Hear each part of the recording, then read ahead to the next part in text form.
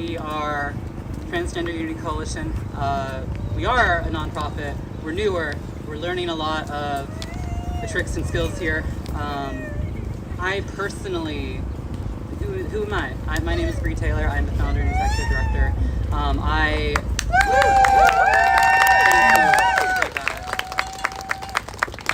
I would say that despite any hiccups, I think the important part is being here, and I will happily take, let's say, 2 hours of delay to have 1 hour of speaking at the U.S. Capitol. A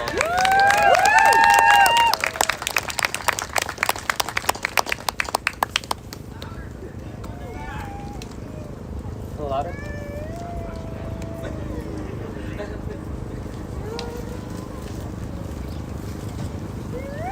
How's that? Ooh. That's, whoa. I don't even have to lean in. Okay, how about that? People in the back. People in the front, can I get a trans rights? Trans rights. People in the back, can I get a trans rights? And everyone, can I get a trans rights? Trans rights. I think that's good. I just...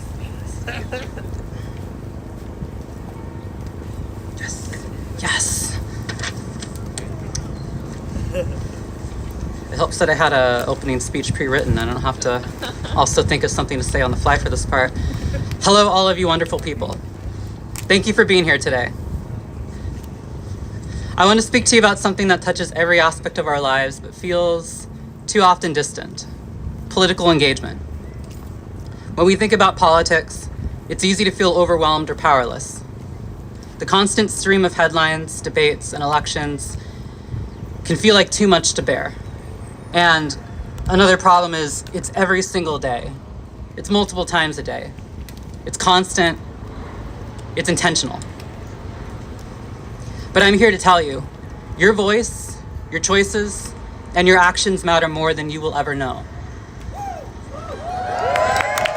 Yes.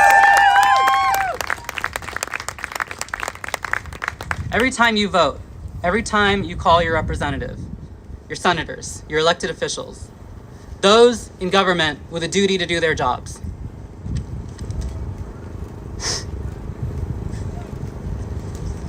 Every time you attend a community meeting, a group of friends, loved ones,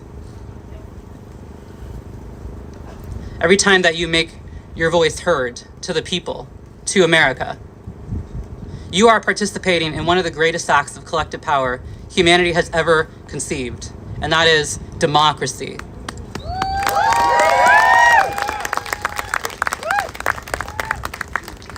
And yet it is easy to remain distant in regard to this participation because, after all, there are so many other things going on in life. It is easy to feel that one's involvement can't possibly make a difference. But I promise you, it absolutely does.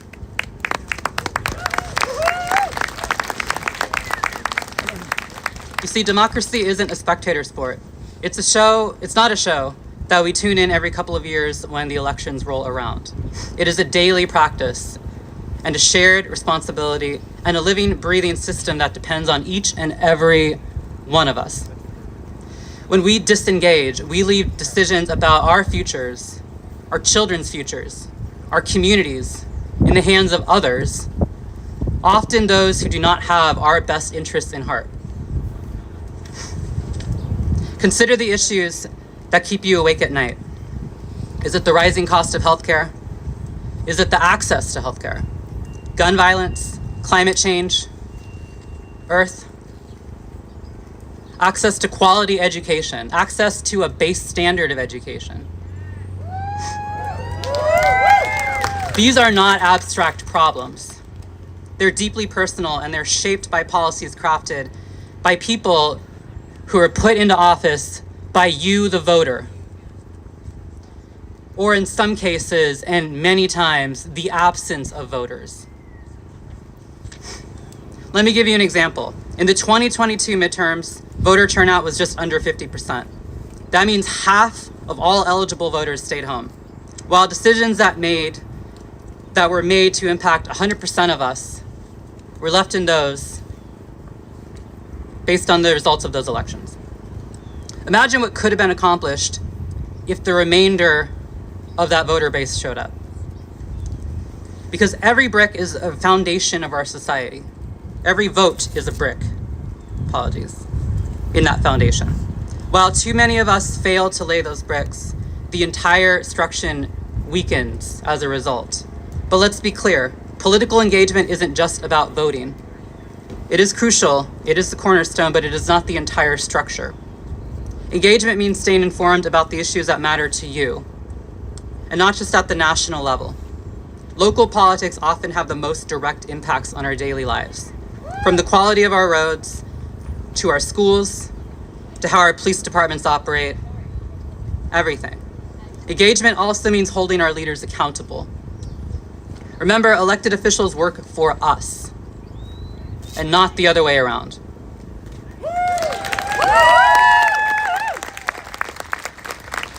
And that is something I think is worth repeating. These elected officials work for us, not the other way around.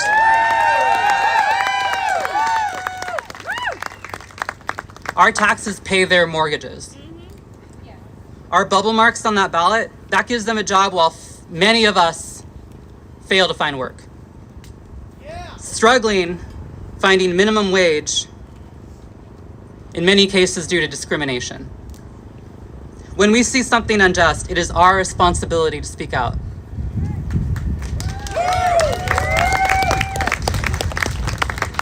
Call your representatives. Call your senators. National, state level, local government. Send them emails. Attend a town hall meeting. Testify at those committees. Be engaged. These actions may seem small, but they add up. They create pressure, and pressure creates change. Thank you.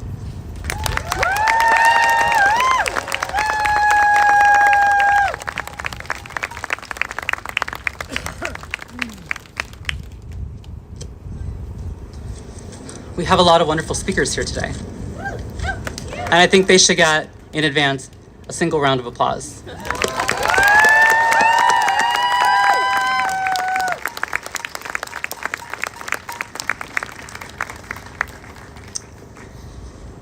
Our first speaker, Emmit Livingstone, is a local medical professional and body suspension practitioner. He's a published author and an international speaker for rope arts and sexuality education. And I would like to welcome Emmit to the stage. Thank you so much.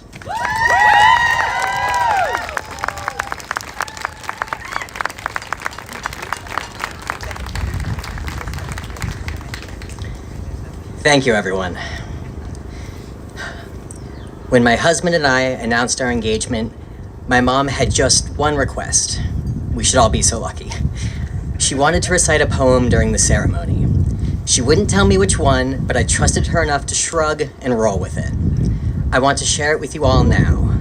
It is a queer and feminist classic, and while she chose it as a loving tribute to our new union, I feel it also speaks to the experience of being trans, or really any flavor of queer. There is a duality in all of us, our innermost selves and the selves we show the rest of the world. When uplifted by the love and support of our communities, those selves can become one and the same. To Love is Not to Possess by James Kavanaugh. To love is not to possess, to own or imprison, nor to lose oneself in another. Love is to join and to separate, to walk alone and together, to find a laughing freedom that lonely isolation does not permit. It is finally to be able to be who we really are, no longer clinging in childish dependency, nor docilely living separate lives in silence. It is to be perfectly oneself and perfectly joined in permanent commitment to another and to one's inner self. Love only endures when it moves like waves, receding and returning, gently or passionately, or moving lovingly like the tide in the moon's own predictable harmony. Because finally, Despite a child's scars or an adult's deepest wounds, they are openly free to be who they really are and always secretly were, in the very core of their being, where true and lasting love can alone abide. I'm not sure my mom expected just how many mom hugs she would be giving to happy, sobbing strangers, but it didn't matter. She embraced them all, as she has embraced me and my husband. When I first met my husband, I was still finding my footing in the world, still growing into my identity. In some ways, I imagine that process never truly ends. Though I will say, going through a second adolescence, accelerated menopause, and male puberty all at once in your early 20s is a hell of a ride. I can assure any skeptics, no one goes through this for laughs or to win a competition. I am transgender. I came out and began transitioning 9 years ago. So for just shy of a decade now, I have lived as my full, authentic self.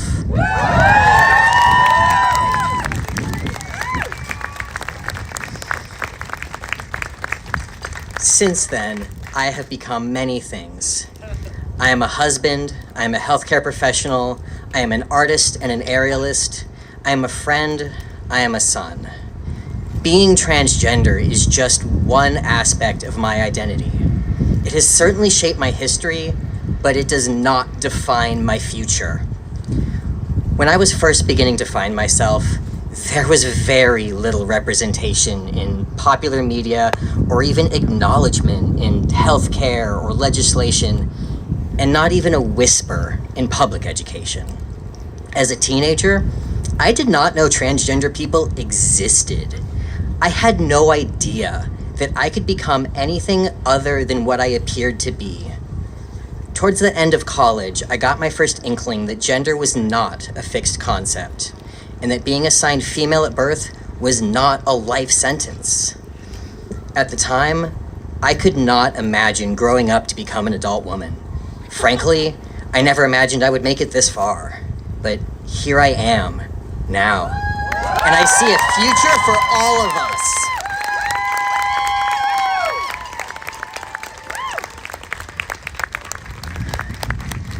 With a little luck in the time and place of my birth, my coming out was met with support and love. I was deeply uncertain, terrified, in fact, that I would be shunned. And instead, I was embraced and welcomed by my family and my community.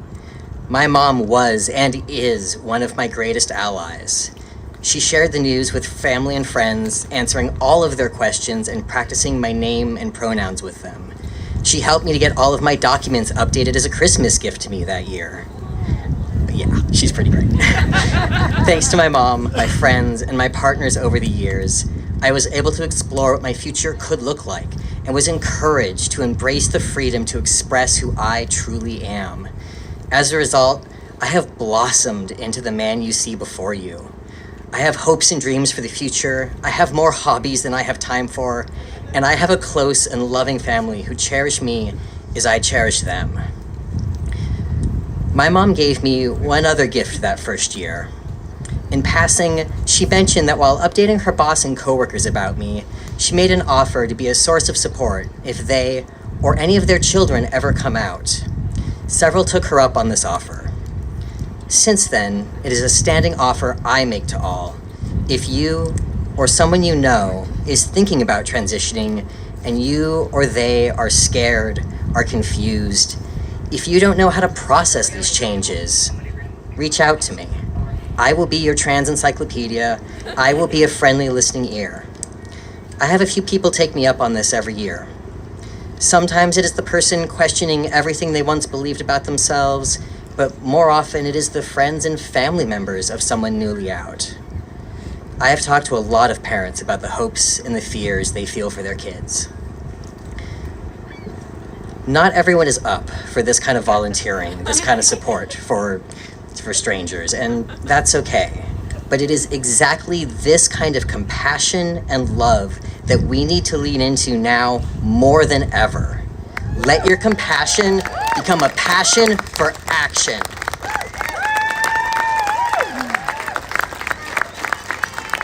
I ask all of you to come together with me.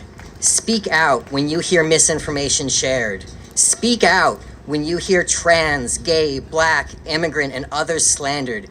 And if you don't know, if you are unsure, please ask. I imagine many of you have felt paralyzed by grief, fear, and anxiety over the past 6 weeks. Perhaps you have asked yourself, what can one person do about any of this? How do I make a difference? I have a few answers for you. One person can do a lot. How many individual names mark critical turning points in our history books? From Martin Luther King Jr., Rosa Parks, to Sylvia Rivera, Marsha P. Johnson, Audre Lorde, Edie Windsor, Frank Hamney, and so many others. All individuals. Individuals who are inspired and were inspired by their communities. Look around you right now. Your name may never go down in history for throwing the proverbial first brick, but you all are part of the resistance. You all are making history already by being here today.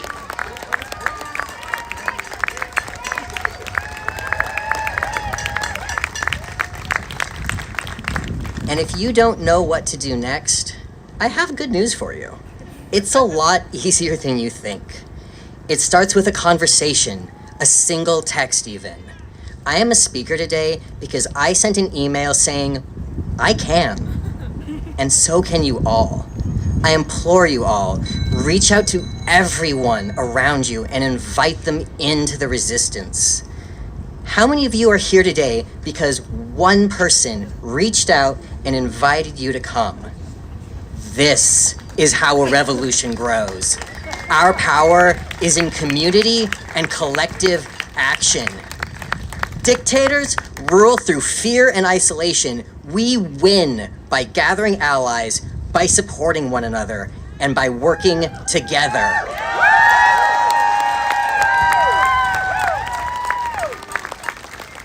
Silence is compliance, so raise your voices and drown out their lies, drown out their hate. Take up space. Never let them forget we are here.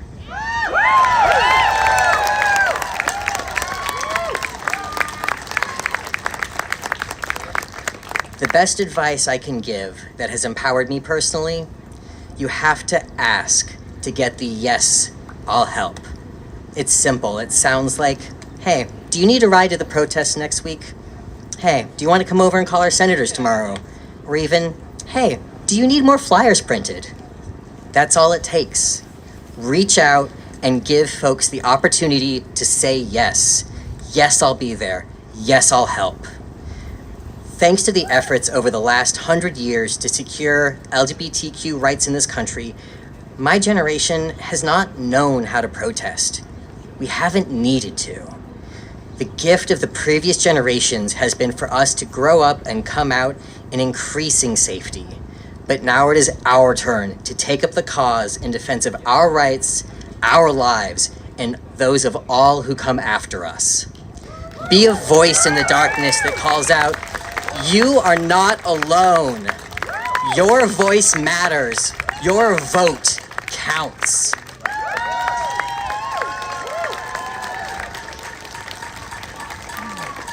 Transgender people have always and will always exist. The Trump-Musk regime cannot change this. They cannot stop us any more than they can tear down a mountain with their bare hands. A single grain of sand may tip the scale, and I say, let's bury them in an avalanche.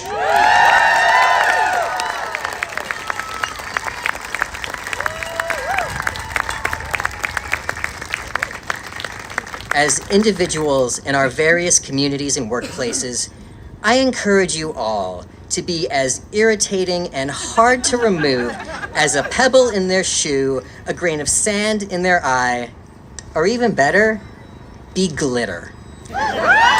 Fabulous alone, dazzling together. and impossible to ignore or get rid of.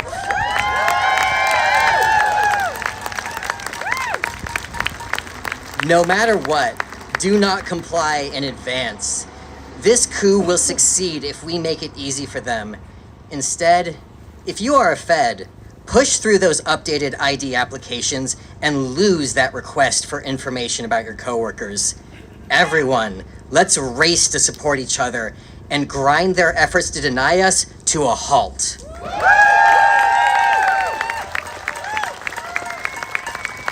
Do not go quietly.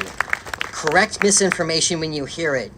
Even a simple, hey man, that's not okay. Trump is not a king. Elon is not our president. I call on all of you to resist in any way you can, big or small. Be the glitter they cannot get rid of, and never let anyone dull your shine.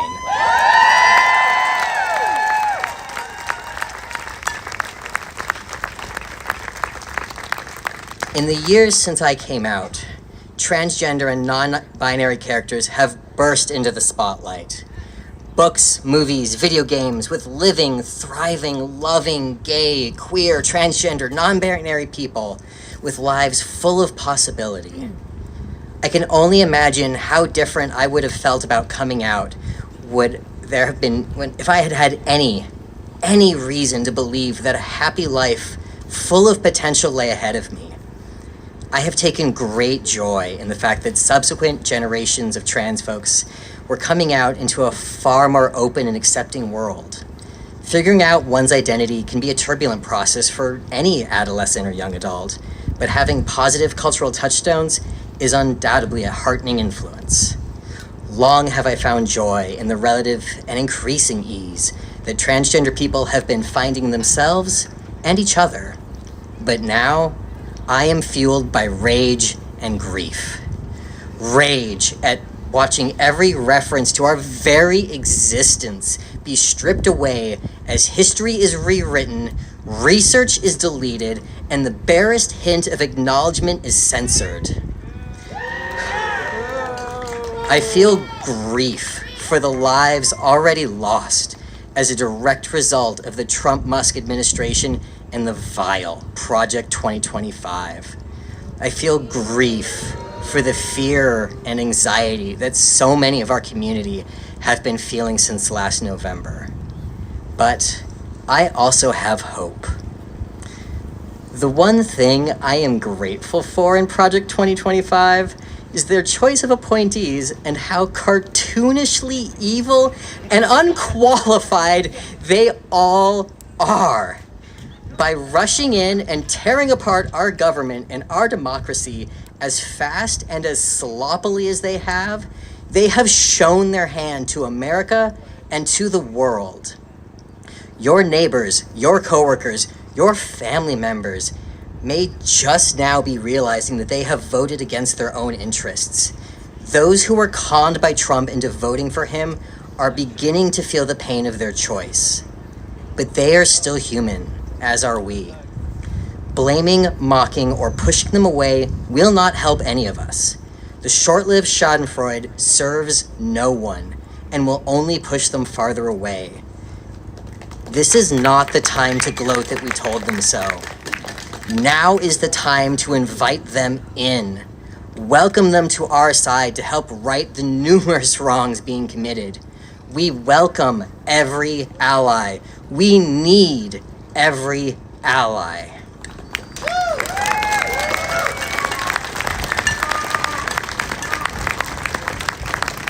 President Trump is set on fulfilling all of the promises of Project 2025, but I have a promise for him and his cronies. I promise that we are not going away. I promise that we will not be silent. Today we show the world that we are Americans too, and we will not be denied. We're here, we're queer, they will get used to it.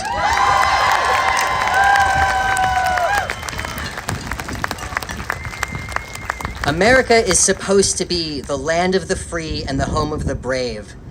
And I thank you all for being here today, for being brave enough to face the vile, unthinking hatred of the current administration. Carry this bravery and the pride in knowing and being who you truly are forward into the future. I ask you now, join me in the following efforts. Gather every ally. Build your local and online communities. Speak your stories loud and proud. By standing here today, we stand for our right to exist. We stand for the freedom for all Americans to self-identify and self-express. We stand for the freedom for all Americans to come out of the closet, out of the shadows, and into the light. We are many. We come from all walks of life, and we are here to stay.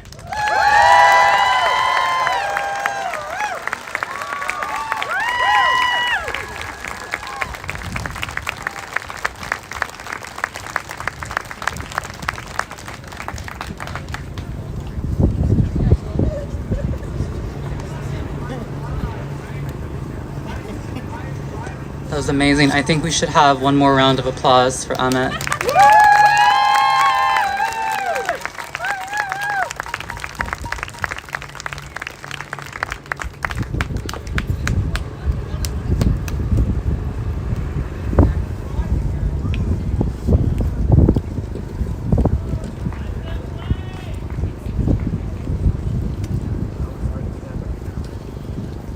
We're just having a temporary changeover with the microphone at the moment. How is everyone's day going so far?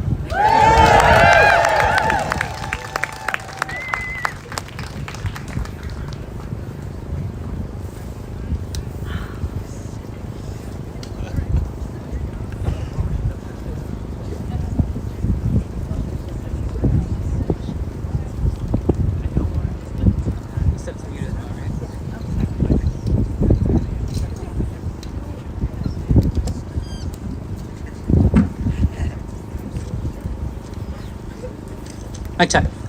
Good? Yep.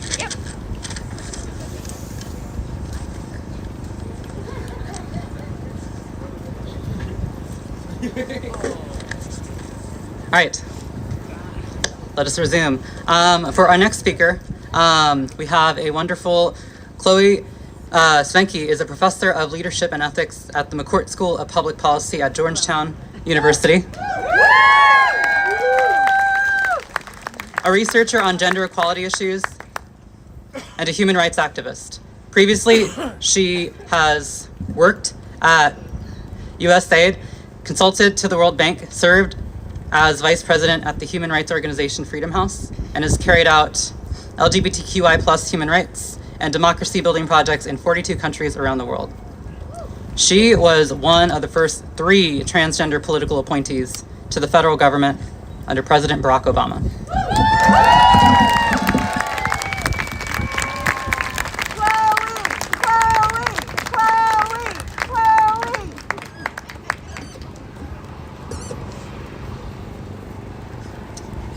Chloë, welcome to...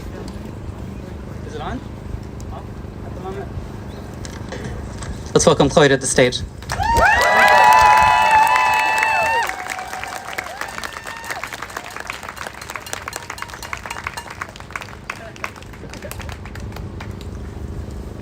Wow. Wow. I teach public policy graduate students just over there, the downtown campus. And one of the very first things I tell them when they're thinking about how to be advocates for their public policy is to situate yourself. Know who you are, know who you stand for, know who your friends are, but also know who your enemies are. We are in that place right now, although we may not call it public policy, it's about public policy. We are here to be change agents, and we need to be. Because we have friends. I mean, look around. Look around who we've got here. I see my Quaker friends here. I see so many transgender, non-binary, intersex friends, I see allies. I'm very happy to situate myself here, but I also see that. I also know there's a building down there we call the White House. I know that we are in basically the crosshairs of power right now. And for us to be advocates for our policy, which is basically one of, can I dare say the words, diversity, equity, inclusion. We have to stand strong in our convictions. We have to know who we are, and we have to stand in solidarity. This is us. This is precious. Just take it in for a minute. Take it in, because we need to take it in, because we don't gather as often as we should. Maybe it's a function of my age, but one of my very favorite pieces of literature is the Lord of the Rings trilogy. And I'm both disturbed, but also, I guess I'm not surprised. I am surprised at how easy I can fall into the analogy of standing in front of Sauron's Mordor, standing in front of an army of orcs that wish our destruction. Creatures that basically embody hatred, who are bred to embody hatred. I won't go as far as to say that. But things were clear in The Lord of the Rings, and they're not always so clear for us right now when we look around and know who's standing with us. But don't be fooled. There is very strong power here, and a lot of that power wishes us harm. We have to be realistic. We have to face that. We have to understand what we're up against. I don't know if you remember the final movie where the final armies of the West, and they weren't very many, were in a circle in front of the black gates of Mordor. The drop-dead handsome Aragorn, king of Gondor, was there, so it was okay. It was okay. There were some hobbits too. But those gates are ominous. The power behind them is a threat to that small circle. It's a threat to our small circle. So we need to rise to that threat. We need to be able to get there, because those Trumpian orcs are already at work. Let me just tell you what's happened just in the last 6 weeks. You probably know some of it, but it's worth saying. First of all, and it's in process right now, the banning from our military of transgender people. That is something that's already been filed by this administration, and it's in process. Unlike last time, where the ones who were already in the military were allowed to stay, this time all have to leave. I know many of those people. I'm thinking very much of Bree Fram, Colonel Bree Fram of the U.S. Space Corps. If you want to know what a leader looks like in our military, Google Bree Fram. That's all I need to say. As you heard from my intro, I used to work at USAID. It's one of the best jobs I ever had, and some of the best people I've ever worked with. USAID has been destroyed. And with it, the aid that goes out to LGBTQI people around the world, some of that aid is literally there to keep them alive. The women, the children, the men who have AIDS, they will not get their medication. They will die. And this administration is okay with that. Oh my God. They suck at their jobs! We also have seen in the last few weeks the prohibition, basically the throwing out of transgender women and girl athletes. We've also seen the NCAA capitulate immediately, even though they had a policy of inclusion for the last 15 years, they just rolled over dead.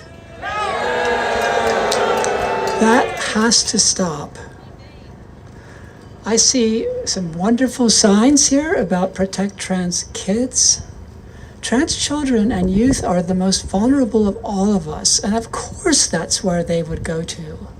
And not only that, they will self-righteously brand it as, get this, save the child. I mean, a lot of you and me have been through the wrong puberty. A lot of prepubescent trans children know exactly who they are. We have the medication to stop them from going through the wrong puberty, stop them from enduring that incredibly traumatic experience, seeing their bodies grow away from them. We have the medication and the medical skills in every single national medical association that's relevant. It said, puberty blockers are safe, use them.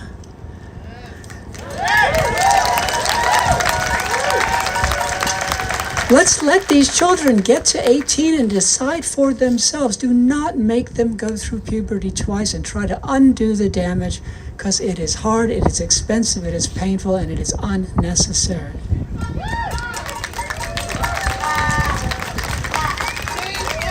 I mean, this is a long list already, but I've hardly begun. We've also seen this administration, against rules of civil rights, tell the Department of Housing and Urban Development to not allow homeless transgender people to have shelter in a homeless shelter. They are literally being shown the door.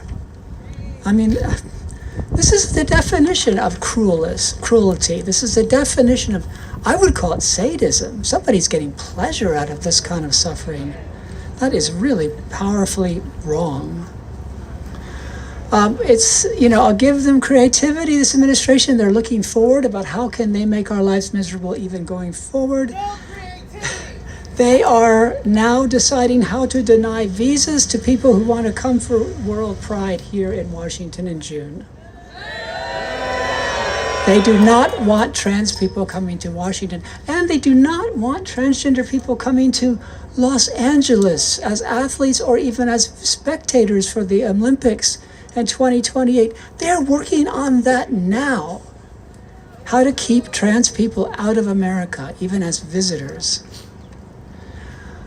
One of the worst of what they're doing, and they've been pushed back on, which I'll take some happiness from, but already in Florida, they've instituted this. Trump and Musk and others would like to make this happen all over the country.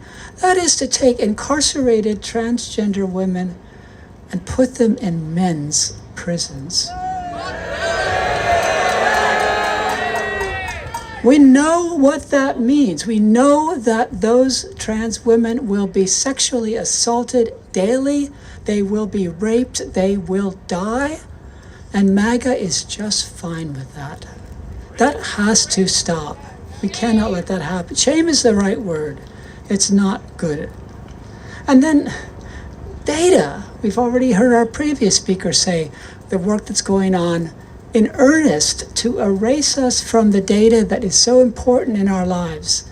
The National Institutes of Health, the Centers for Disease Control and Prevention, the National Center for Health Statistics, all of these organizations have been instructing their staff, because they have to not just erase transgender, even the word gender, but to erase the data.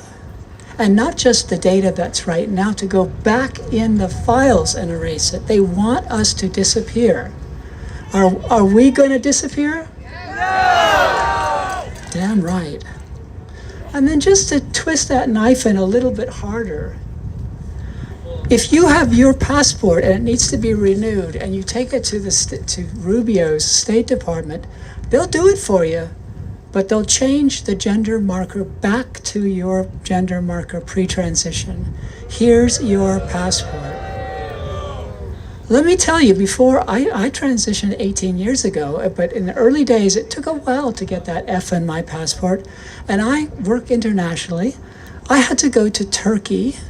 I got to Izmir. I was dressed beautifully. But my passport said Chloë M. And the immigration people had a field day with that. They kept me standing on my feet for 8 hours, so 3 shifts of the immigration officials could come and humiliate and make fun of me. This is no joke. This is hard. And that's where they want to return us right now. The long and the short of it is, we're not winning the culture war right now. We need to take this seriously. We need to find our strength. We need to understand what we're up against. We all sense it, but we need to speak it. We need to make sure others are there and understand it. We need to be witness to us, to who we are, to the humanity that we offer the world. I mean, I'll step back to Tolkien one more time. Those people showed up with banners, with heraldic symbols. They were proud warriors. We have a flag. We have our symbols too, and their symbols are right inside of us. They're our values. They are who we represent. We are transgender, non-binary, and intersex people. We have our own power. We have our own armor, and that's the values of authenticity, of resilience, of dignity. That's what we Quakers call that of God in everyone. Determination, courage, self-awareness, human rights, decency, that's a word that's almost disappeared, empathy, solidarity, and more. That's our armor. That's what we can put on. That's how we can win this culture war. We have so much to offer.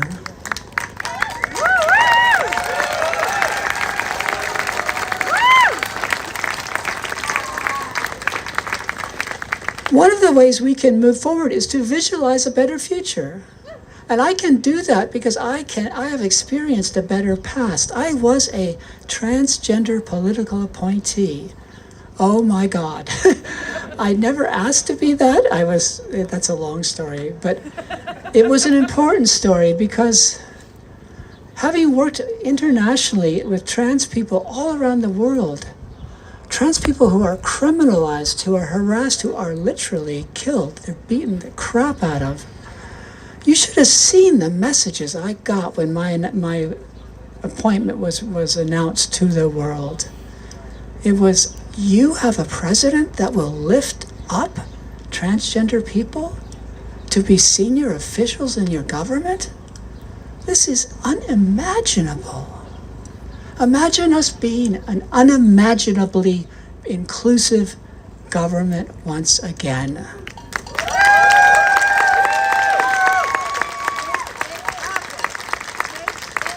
Let me say their names. Dylan Orr, transgender man, worked at the Department of Labor. He's now out in Seattle, amazing person. Amanda Simpson, transgender woman, worked at the Department of Defense. Strong, competent, amazing woman. And me, whatever you want to label me. One day, the three of us got a message, and not the kind of messages they're sending out now to federal workers. We got a message, though, to show up at the White House. That Bill Daley, who's the chief of staff for Obama, and his team wanted to speak to us.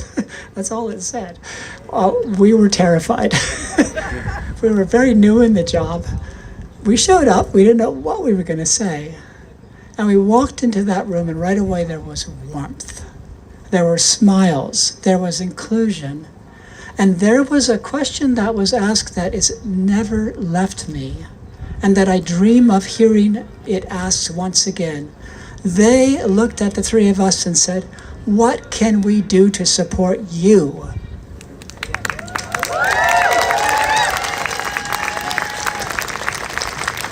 Imagine the chief of staff of the White House asking us. And we got to get back to that place. We absolutely must get there because we told them. And they listened and they tried. And every single time we went to the White House after that, they reported to us what they had been doing for our community.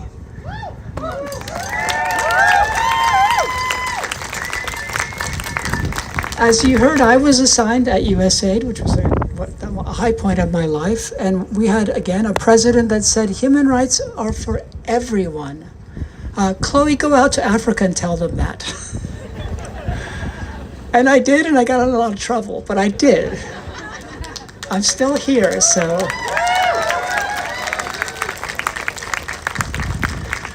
Okay, yeah, you want to know. Well, I'll tell you, I got the shit beat out of me. I got put in hospital for 2 weeks. I've been with people that were also beaten up. I was arrested 3 times. I've lost my job 3 times. This is what being transgender can be. So I've been there, and I will go back there again if I need to, because that's what maybe we will need to do. I've lived through it, and I will live through it again. We will win.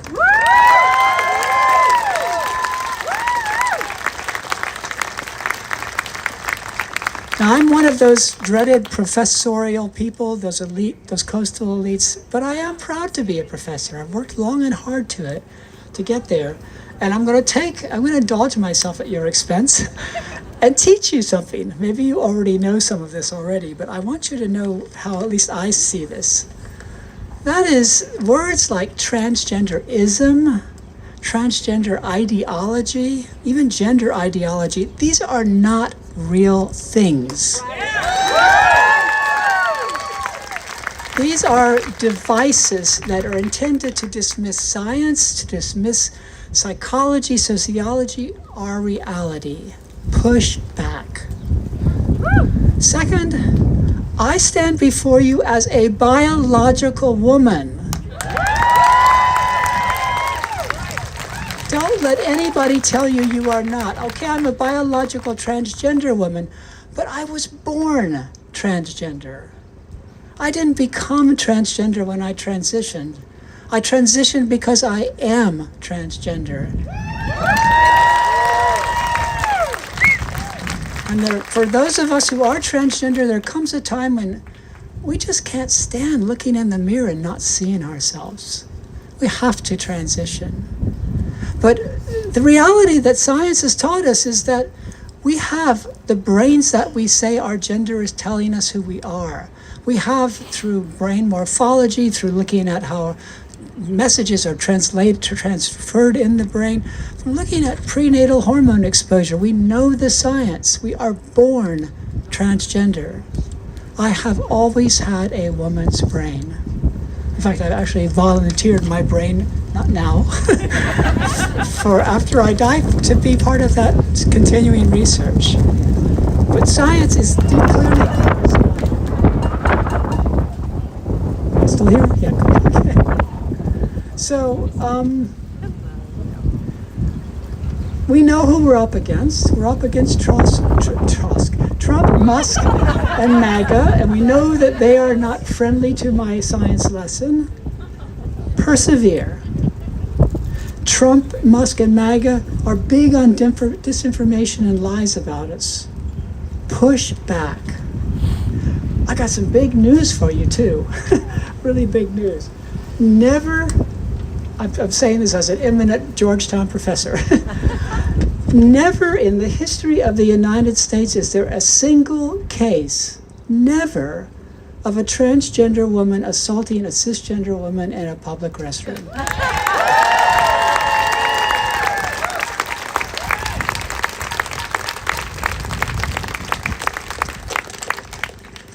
Let me end with just some encouragement to all of you, because we're in a tough spot. We have a long struggle ahead of us. We need to take care of ourselves. I have a lot of Quaker friends that keep reminding me of that because I forget. We cannot win if we don't take care of ourselves. We cannot win if we don't try to do this together. We cannot win if we are mired in anxiety and fear. We need to hold our heads up proudly, and we do that through self-care and building solidarity. That's our first priority.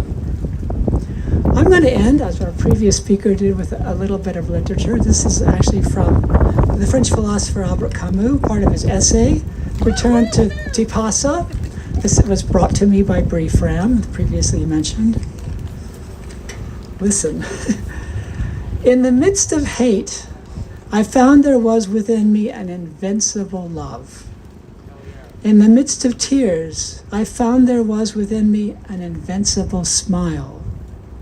In the midst of chaos, I found there was within me an invincible calm. I realized through it all that in the midst of winter, I found there was within me an invincible summer. And that makes me happy, For it says that no matter how hard the world pushes against me, within me, there's something stronger, something better, pushing right back.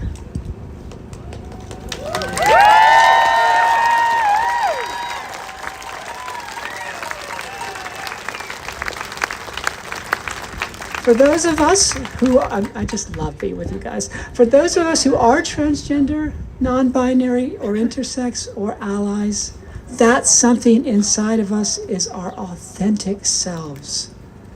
Never underestimate us. Thank you.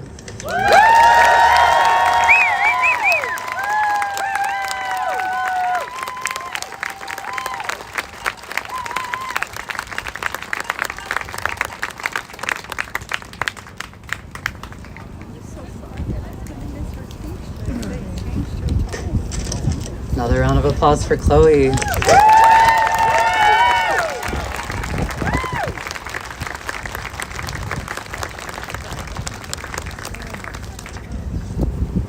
So next up speaking, we have the wonderful activist and author, Giselle.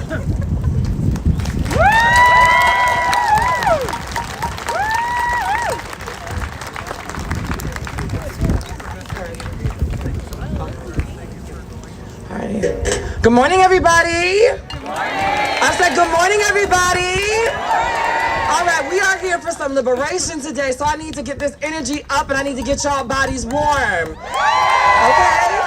So when I say trans, you say power. Trans, trans. When I say trans, you say power. Trans, trans, trans, trans, trans. All right.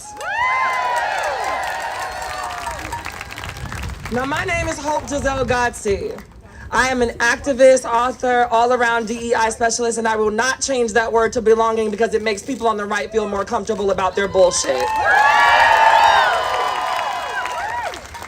There are so many things happening to us today, and I'm saying to us, not around us, because we are actual people who have to suffer the consequences of this government, this regime, as it will.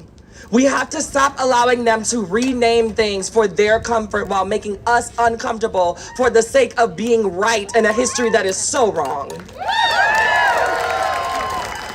Too many of us have come here today in an effort to protest for things that we should not have to beg for. Our civil rights, our children, our medical care, access and resources, and the ability to fight for a country that doesn't give a damn about us. But this is not something that is new to us.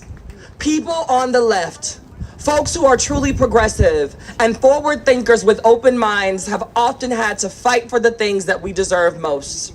And every single time, as history would have it, we come out on top. And so I'm here today to remind you of that. As we sift through our social media news feeds, there are so many people telling us about the things that are going wrong. There are so many people trying to give us the clickbait to make us believe that all of these things that we're doing are for naught. That being here today is for naught.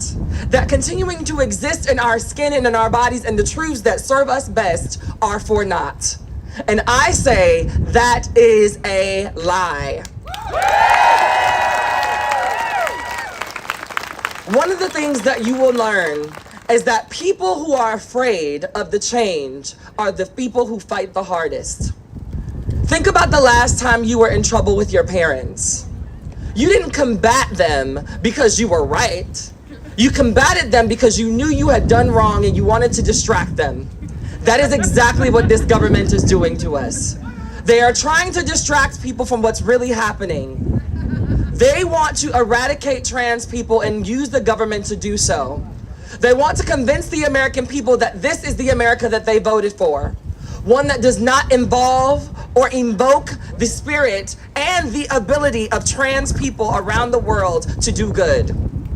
But we know that that is impossible. We have been here. We will always be here. And there's no legislation, there's no piece of paper, document, or thing that that orange can sign that is going to make us disappear.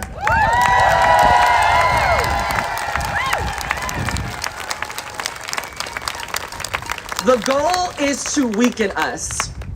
The goal is to make us feel like we have to all be exclusive.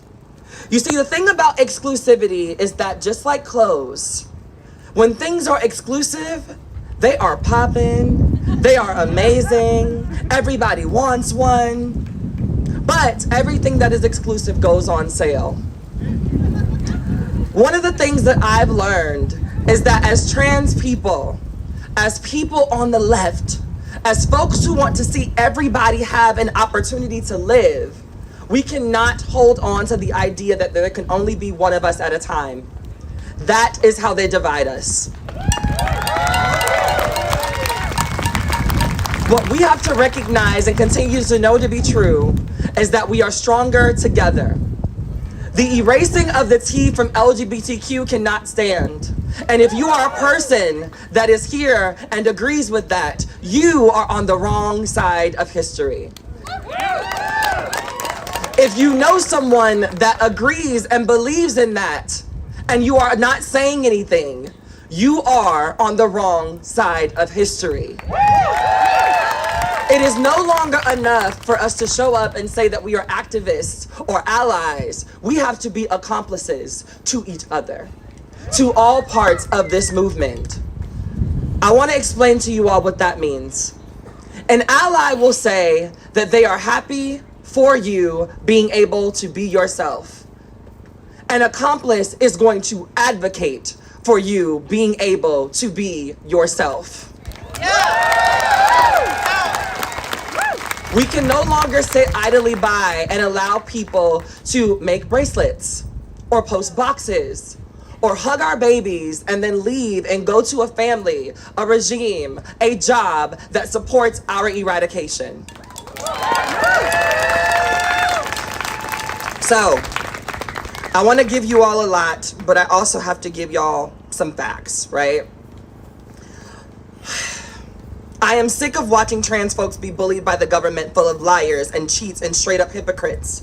I'm sick of watching people debate our existence like we are some theoretical concept instead of real goddamn human beings. And I am sick of these right-wing ghouls wrapping their fascism in the American flag while they gut our rights and our future and our ability to survive. Fuck that. So, fuck that. Y'all see what's happening, right? This ain't a game, because this is not just policy or debate or political disagreement. On trans people, on black people, on poor people, on immigrants, on everybody who isn't a straight cis white man. So let's talk about the fools who are leading the charge. First up, we've got Mr. Orange. The same man who dodged the draft 5 times now wants to purge trans people from the military in the name of readiness and cohesion. The only thing that's cohesive is that tan that he's managed to somehow work his way to a better shade. Beyond that, I'm not sure that cohesion is a part of his regime. So now you care about military standards.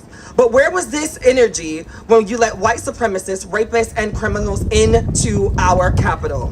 Where was this energy when you let all the insurrectionists off the hook? The only cohesion that he cares about is making the armed forces a breeding ground for fascists and Proud Boys and the Oath Keepers. And then we have Marjorie Taylor Greene, or,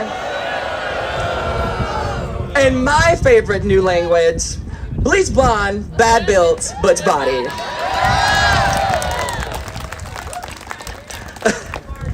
She swears that she's about protecting women while voting against every bill that could actually help women.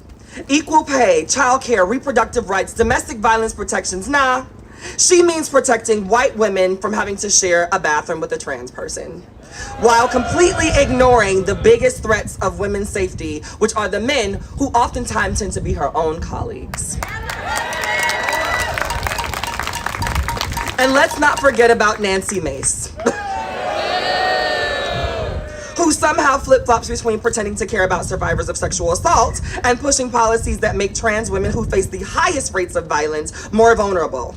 Make it make sense. But oh wait, it can't, because hypocrisy is your endpoint.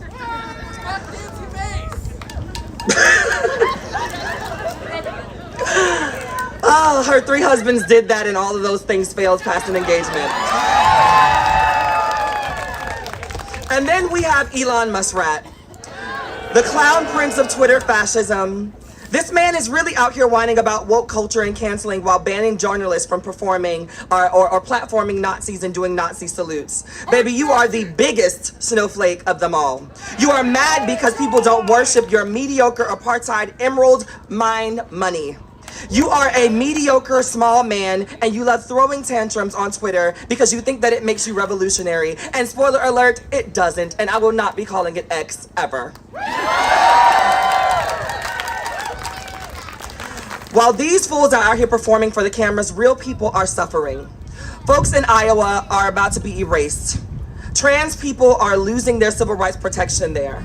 In Texas, doctors are being sued for providing the health care underneath the diatribe of things that they've already been asked to fall in line with. The Pentagon is actively hunting trans service members to kick them out. The US is banning trans athletes from even getting visas to compete in the Olympics, and for what? All in the name of pretending to care about protecting children. But if they cared about kids, they'd be fighting for better schools and not banning books. If they cared about women, they'd be pushing for equal pay and not blocking abortion access. If they cared about democracy, they would not be purging voters and dismantling White House press corps to avoid tough questions. What they care about is control. And trans people, we represent a future that they can't handle. A future where gender isn't a rigid binary, where people get to define themselves, where power isn't hoarded by the same tired-ass white men who have been running this country into oblivion since its inception. So, what do we do? First, we fight like hell. I've got 5 steps that I want you to take. Number 1, call your representatives. Use @5calls to tell them, say no. Say no on the SAVE Act, say no on anti-trans legislation, say no on anything that strips our rights, and don't stop at the federal level. Local and state politics are in these battles, and they are being won and lost, so let's win some more. Number 2, please stop waiting on saviors because they are not coming. The Democrats ain't gonna save us. And if we force them to act, many of them will blame us if the fallout isn't in their favor. Biden cannot stop the Pentagon from doing this, but a lot of the times it is the people that get those voices changed. So unless we apply the pressure, unless we continue to create disruptions, unless we continue to make them see us, they will act as if we do not exist and say that we liked it. Number 3, fund direct action. Coming here today is great, but whatever resources that we have as a community have to be funneled into actions like this one. Support bail funds, support trans-led organizations, support the people on the ground doing the work. And support your trans influencers who are spreading knowledge, not misinformation. Boycott the bigots. Please stop giving your money to companies that support anti-trans politicians and look up who's funding them for yourself. Do not just trust every list that is being put out there. Again, our media has to be coming from ourselves and trusted sources of accomplices, not the folks that want us to believe that they are somehow our saviors who are targeting our rights. And last but not least, get loud. Talk to your family, your friends, your community. We cannot afford to be polite anymore, because on the other side of holding back, what happens to us is that we end up dead. We end up raped. We end up with our rights stripped. We end up having to fight for a country that does not believe in us. We end up having to remind them that we are human beings over and over and over and over and over again. We have to remind people time and time again that we deserve to be treated exactly like them for no other reason than we showed up differently. And that is unfair. But we live in a country that does not believe in fairness. They believe in money. And so we hit them where it hurts. Stay your ass out of Target.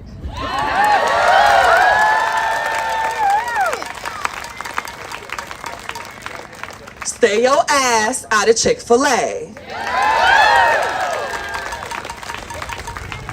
Stay away from Walmart. McDonald's! Baby, stay the fuck out of there, even without all of that. clogged arteries, okay? Now, what we have to do is remind ourselves that some of the best boycotts took the longest. The Montgomery bus boycott took 385 days, you all. We are just at the beginning of this. If we want to see change, we cannot just do this for one day. We have to be consistent. We have to stand fast. In less than a month, we have cost, as a community of Black folks, Target $8 million in sales. Imagine what happens when Black folk, trans folk, disabled folk, and all of our accomplices stop supporting these fascists. Imagine how much money they will lose. Imagine how hard they will be hit. And then imagine how much winning will happen for us thereafter.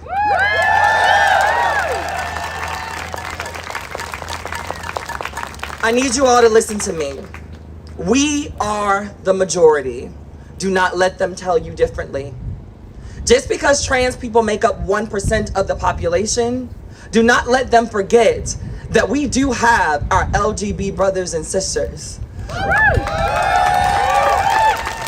Some of us have amazing parents, father, mother, grandmother, and guardian figures that support us unapologetically. And even though they want us to believe differently, there are people overseas that are fighting like hell to make sure that we can be seen, while they're also fighting for their own rights. Some of them being hungry and still taking the time to give space to the people of America and our trans rights being fulfilled. So do not let them down by not doing your part. We are not going anywhere. Black people are not going anywhere. Poor folks are not going anywhere. Immigrants are not going anywhere. Women are not going anywhere. Disabled folks are not going anywhere. We are still here, and we will be here long after Trump and his fascist cronies rot in the ground. So let's stop begging for a seat at the table that they built to exclude us, and let's flip the damn table over and build something better. Because this moment in history is what we make it. So do y'all want to get up, rise up, create and be a part of a revolution? Or do you want to sit back and wait for what happens? Revolution! Rise up! So when we fight, we win. So what are we gonna do? Fight! What are we gonna do? Fight! What are we gonna do? Fight! Because when we fight, we what? Win! When we fight, we win! Thank you.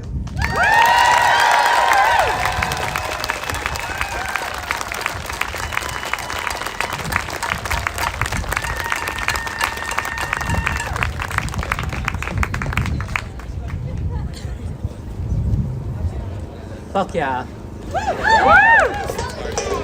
Another round of applause.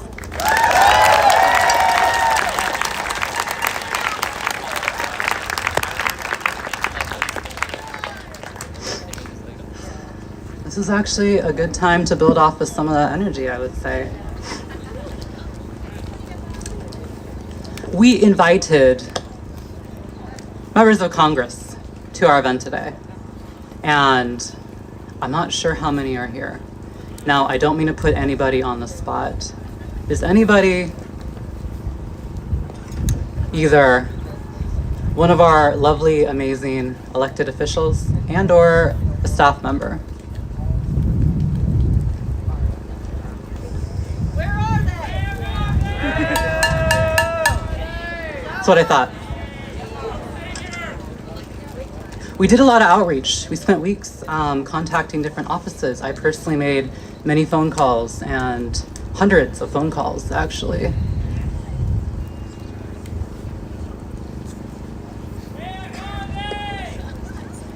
I have an email.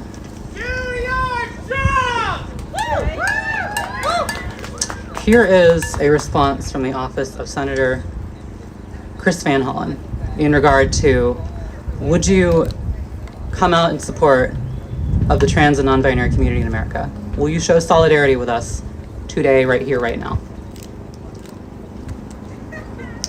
I regret that I could not join you in person, but I'm grateful for the chance to offer a few words of support for the trans community, which is under attack right now. One of the most despicable things about Donald Trump is that he goes after the most vulnerable members of our society. He's a bully with a long track record of attacking LGBTQ people, people with disabilities, immigrants, and refugees, and anyone else he thinks he can pick on for the sake of scoring political points. That's why he's rolling back legal rights for trans people, purging trans service members from our military, and attacking trans kids in our schools. We can't let him turn us against our neighbors. We should all embrace the principle enunciated by Dr. Martin Luther King Jr. Judge individuals not by the color of their skin or any other physical attributes, but by the content of their character. We are all Americans, and we have the right to live as our true free selves, free from fear or discrimination. Trans people are not political scapegoats or bargaining chips. None of us are free unless all of us are free.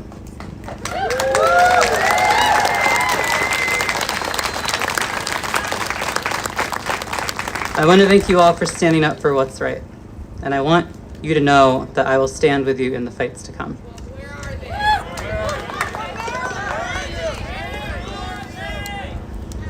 These are wonderful words, and only that. That's right. Where the fuck are you? Did you know that Senator Chris Van Hollen was one of the many Democrats who voted yes on the NDAA amendment to restrict coverage of gender-affirming care for transgender minors under TRICARE?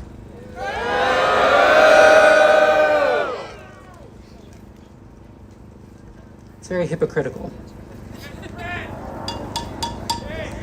But these are still wonderful words.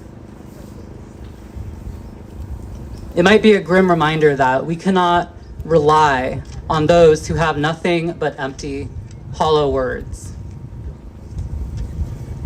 There are some members doing real good in their duties. But we need to see more of that. We need to see more action.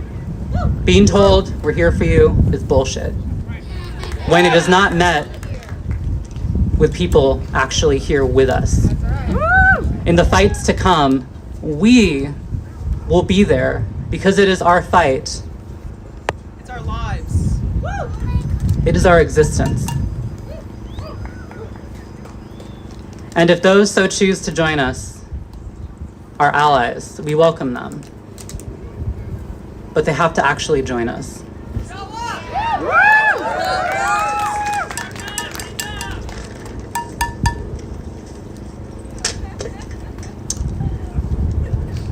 Our next speaker, Kevin.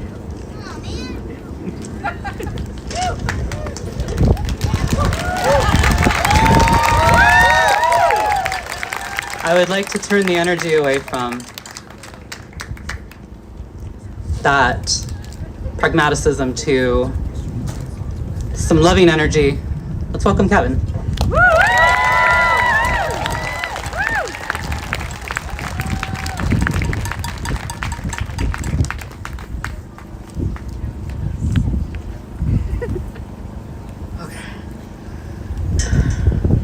Can I take this off? Here.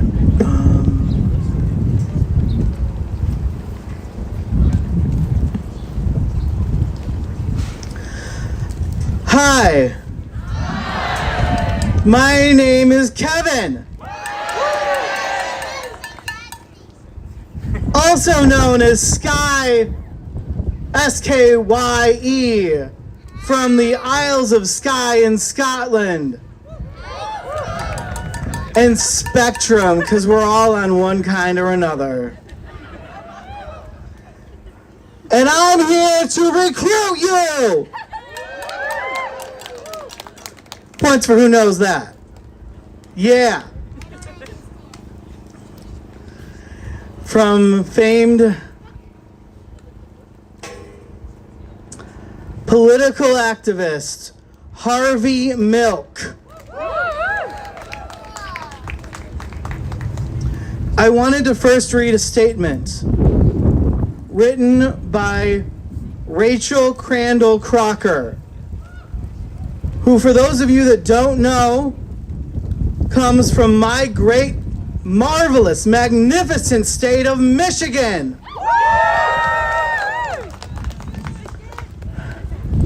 When I created Transgender Michigan and the International Transgender Day of Visibility, I wanted to increase community and increase hope. Well, both of those are crucial right now. We must stick together as a community and to help each other have hope. We are not alone. Look around. We are not alone, and the crowd has grown since I got here. She obviously did not write that. We have many allies and many organizations on our side. Chiefly among the organizations is the ACLU.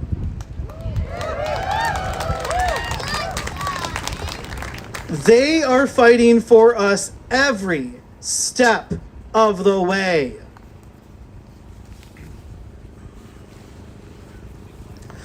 Oh, say does that star spangled banner yet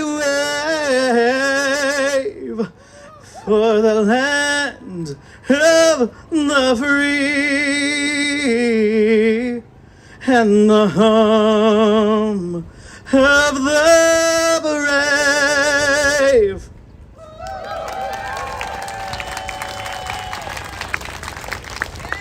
I figured, when else am I going to be able to do that?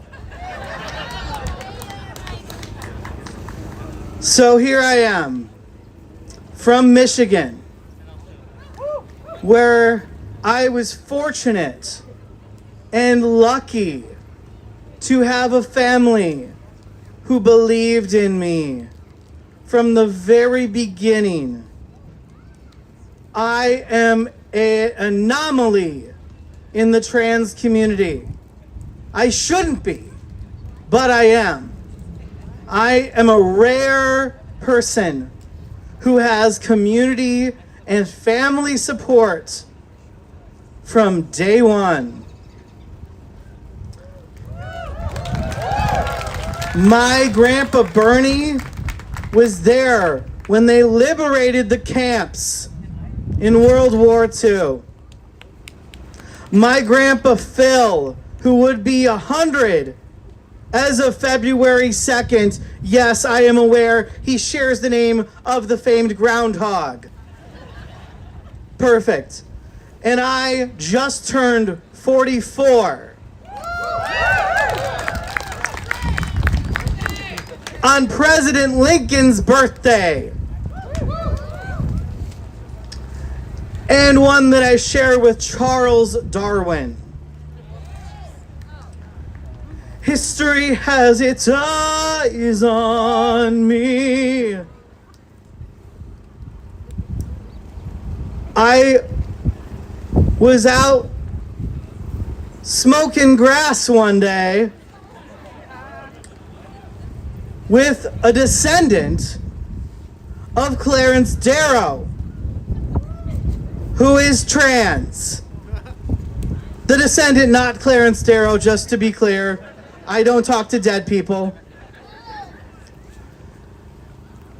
And I just happened to share a stage when I was 5 years old. Just happened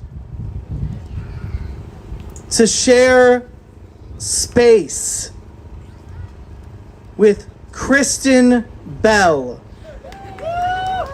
Yes, Princess Anna from Frozen, that Kristen Bell. However, she did not have my upbringing. We were children together, but lived very different lives. I would later go on, and I'm sorry, I'm name dropping here. I'm just going to name drop. What can I say? When I was in elementary school, and my parents wanted to move us to a bigger house, they chose an area where I would be safe as someone who has a Jewish mother. So we had to think carefully about where we would live as an interfaith couple. My parents, obviously not me. And they chose a town called West Bloomfield, Michigan. And it just so happened that our current Michigan Attorney General, Dana Nessel. You can pry this ring, I don't have it, I realize that, from my cold dead hands at the Democratic National Convention. That Dana Nessel, who is a fierce advocate for the LGBT community.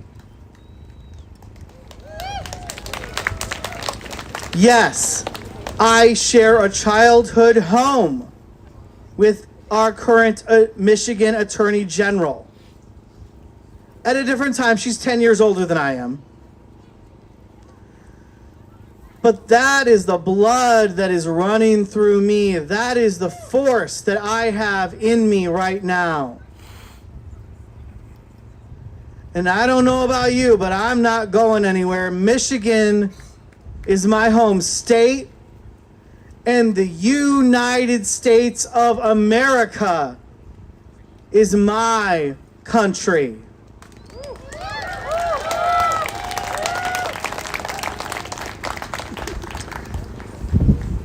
And I am now part of the Trans Narrative Podcast, where we reach many different countries talking to transgender individuals across the world. And we could not be prouder of what we have done. And if you want to lend your voice to the community on an international stage, come find me. Seek me out. I am happy to talk. I am here for the day. I have planned. I am spending my time, thankfully, with my family that is here. I am very privileged and I am lucky. In addition, as you might have heard me sing, I am a performer. I am an activist. I am a writer. And I am writing Stonewall the Musical.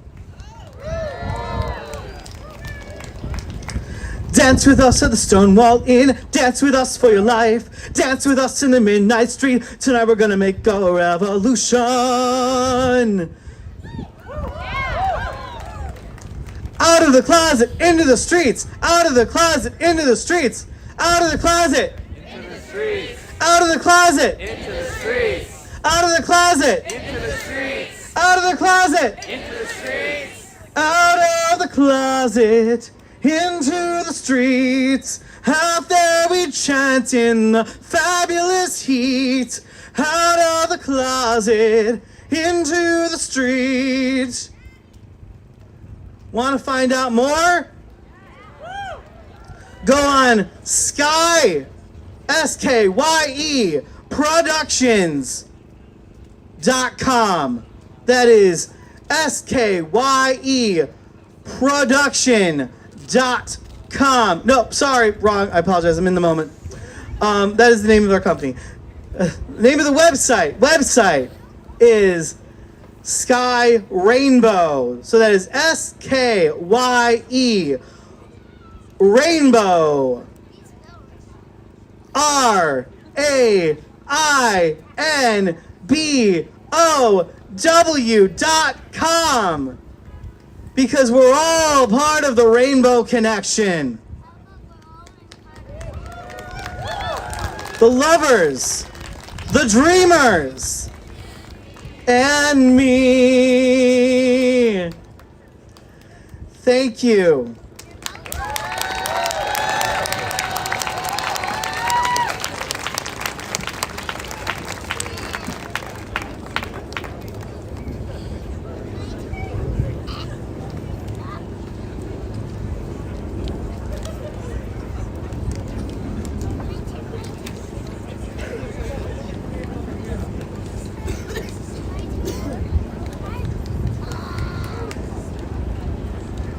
Another round of warm applause for Kevin.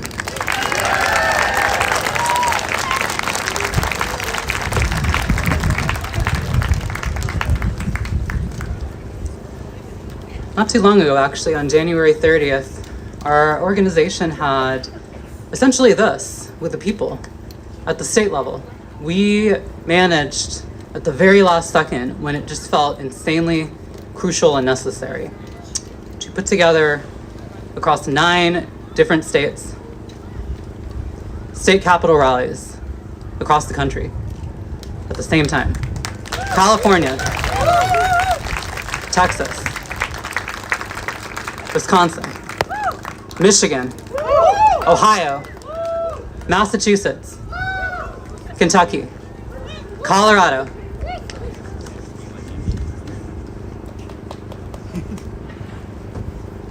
and it was incredible.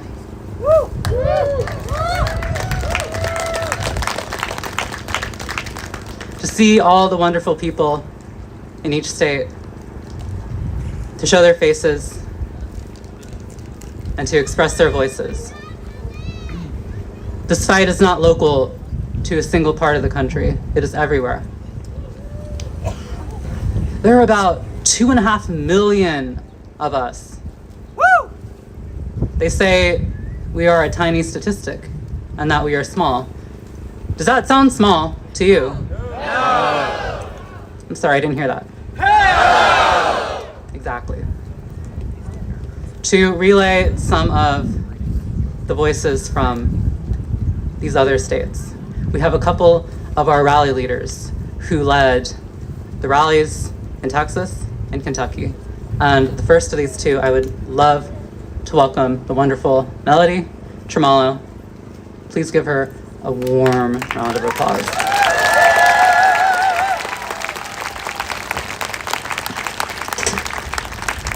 Howdy, folks. My name is Melody Tralo, and I'm quite happy to be here to see all of you today. Hell yeah. Let me start by saying that trans folks are something else. It takes a certain strength of character to go against the grain of society, to embrace yourself, even if some people might find it strange or far worse. It certainly takes bravery to be honest with yourself when doing so can be dangerous. Can you imagine what it is to be brave? I've been called that a lot lately. Brave for being openly transgender. Brave to organize a rally in my home state of Texas. Brave to put myself out there at the front, full name and face, speaking up for myself and my community. Do you know what being brave is to me? Bravery is being full of doubts. I constantly wonder if my words and actions are making a difference. I wonder that I spend my free time volunteering in futility, that none of what I do matters. I'm afraid that the exposure I invite by doing all of this endangers my wife. So to me, feeling brave is feeling scared and insecure, yet still facing that fear. After all that has happened, I am far more afraid that if I do nothing, that nothing will change. So I've been doing something. When the nightmare that was the election became a stark reality, I started searching for a community. It did not take me long to find the Transgender Unity Coalition, nor did it take long for many others. Hundreds of people found their way to this little nonprofit in a matter of days. Tuck then announced that they were going to hold rallies at state capitals at the end of January. They just needed some volunteers to throw in whatever time and skills that they had. I'm not particularly gifted in any useful skills, so I waited. I waited for someone else to take the lead in Texas. That someone never came. So I started looking up what it would take to hold a rally at the state capitol building. It turns out that a professional rally could be easily accommodated if a permit was acquired. I tried to go that route. It would have meant that we would have had some tables with some literature, some megaphones and speakers, things that would really add some oomph to a rally. During my research, I did learn that if I couldn't get a permit, it was still perfectly legal to hold a sidewalk demonstration. We simply wouldn't have all the trappings that would make something better planned. Again, I have no real useful skills. I can make a fool of myself, but anybody can do that these days, so it really doesn't feel like much. Fortunately, I was not alone. The date was already set. I simply had to pick a time and a place and told people that I would be there. Someone volunteered their time to make a flyer to advertise the rally. A pair of professional medics volunteered their time and skills. The flyer ended up being blasted across any social media we could access, any local organization that would be even remotely interested, and personally distributed to any friends that could spread it to their friends. I started to plan a rally a week before we were supposed to hold it, and as a result, I expected 10 or 15 people to show up. I told myself that I would be shocked if 20 people came. I need to reiterate, y'all. Trans folks are something else. 40 of us showed up to that rally. It may not seem like much in the grand scheme of things, but it was a hell of a lot more than I expected. And I certainly didn't anticipate a state representative to stop by and speak some words of support, or the local news to cover the event. I honestly did not think much would come of it. I didn't have much of a plan for the aforementioned rally either. I had it scheduled for an hour and a half.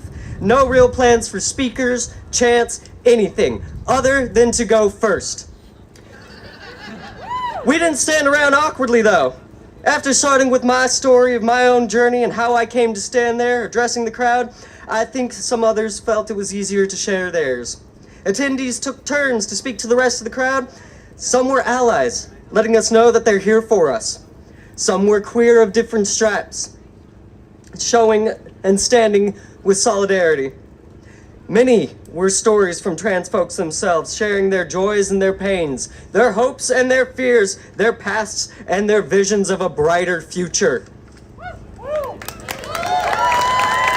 Hell yeah. I am very happy to share that this is the only example that I can cite of trans solidarity. Trans folk stand with each other at every possible opportunity, in so many different ways. I've seen mutual aid requests fulfilled among our community. We've shared our collective knowledge to those of us who didn't know something but wanted to. We've comforted each other, even if we were perfect strangers who only knew each other through a username. Hell, I'm only in DC because someone felt like I should really be here. And without her, I'd be watching all of y'all make me proud from my home state.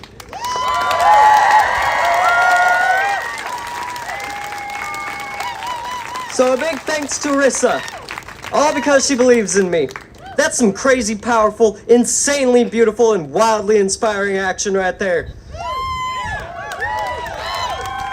I can only hope to return the favor in the future, though I know she'd say I'm repaying her right now just by being here and doing my part. I've spoken to a person who is non-binary who could not attend the Texas rally despite really wanting to. Instead, they watched our little gathering from their home. Then they felt compelled to call me and tell me how proud they were of me, how much of a difference I had made to them, how my act of stepping up when no one else would made them realize that they aren't alone. I cried a lot during that call. Despite their pain, they felt assured that they could go on, renewed with the hope that somebody else was going out there and making a fool of themselves for them and everyone else in our little community. And looking at it today, our community ain't really small, is it? I don't feel like I'm brave. Not today. Today, I have no fear and I have no doubts. That's not bravery, it's certainty. I am calm with the knowledge that what we do helps. That my actions, no matter how big or small, makes a difference. All of y'all being here today means more to some folks than you can ever know. The simple act of doing something is enough to touch people's hearts and steer their lives on a new path. I know I felt that touch on my heart, felt the nudge to take a stand and be a small part of something far larger than myself. Before the election, I had plans for a future, a house to buy, a career to pursue. I wanted nothing more than a boring life. For a few weeks after the election, I felt adrift, like everything I had planned and hoped for was dashed away. While that future might be dead and gone, I have a new one to build. And there's a lot to this new future that remains unclear, but I know that it will involve me out at rallies like this, or putting together another one down in the heart of Texas. Woo! I will do my part to build and reinforce a community that can withstand any storm, because we defend ourselves. Doing all of this, putting together a rally or a protest, getting the word out for people to come out, participating in mutual aid relief, and so much more, it's a collective effort. And people behind the scenes make up far more than the people that came out here today. And they are just as needed as the people that were able to make it out.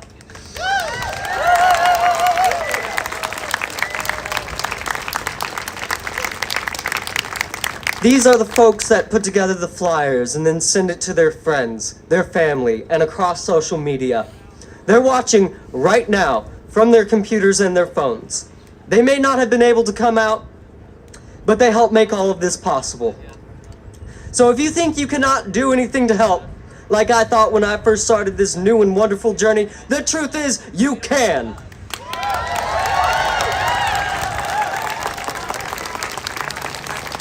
Making your voices heard adds to the flood of stories that need to be told.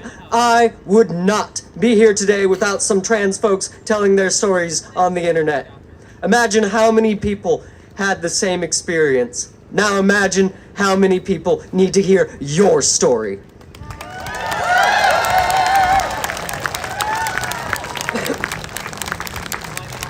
A rally like this is an expression of every voice. Because without all of y'all, and I mean all of y'all, we would not be here. From our friends who unquestioningly support us when we take our first steps out of the closet, to our siblings across the entirety of the gender spectrum, without y'all, y'all simply would not mean y'all.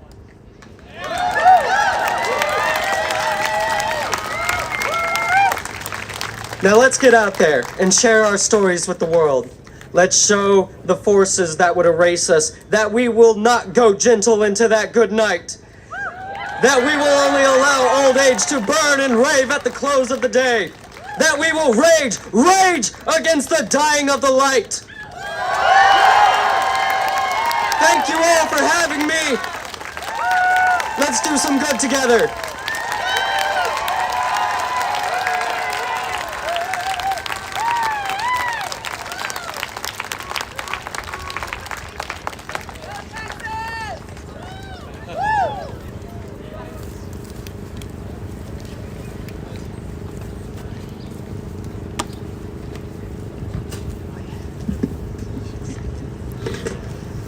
What a crowd. Whew.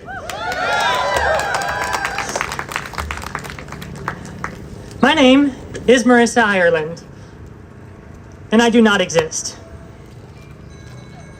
The cogs of hate churn out orders to deny the existence of the people and places that we know are absolute.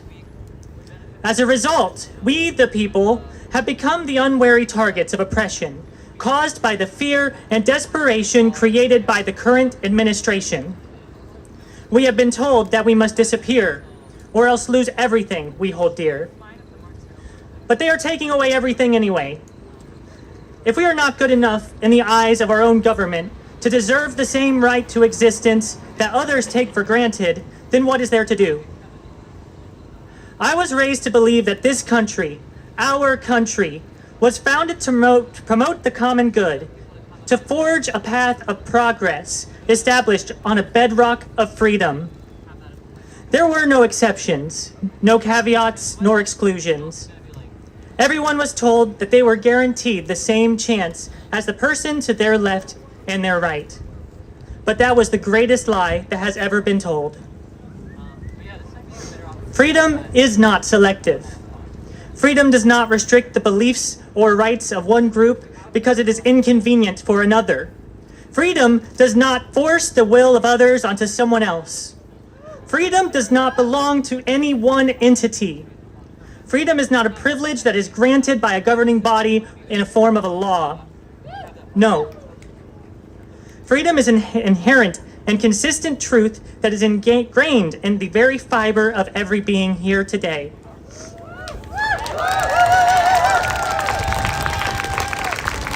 It is the standard by which we evaluate ourselves and others.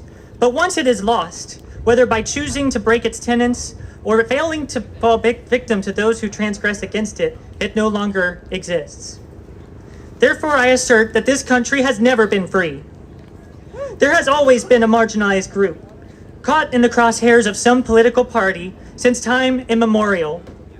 Whether it be our Native American brethren, our brothers and sisters of color, those that looked like the enemy of some type of conflict or war, like those of Japanese descent during World War II, or the Arabic population, after 9/11, or the Latin American population of today. If any group cannot be free to live in peace, then none of us can.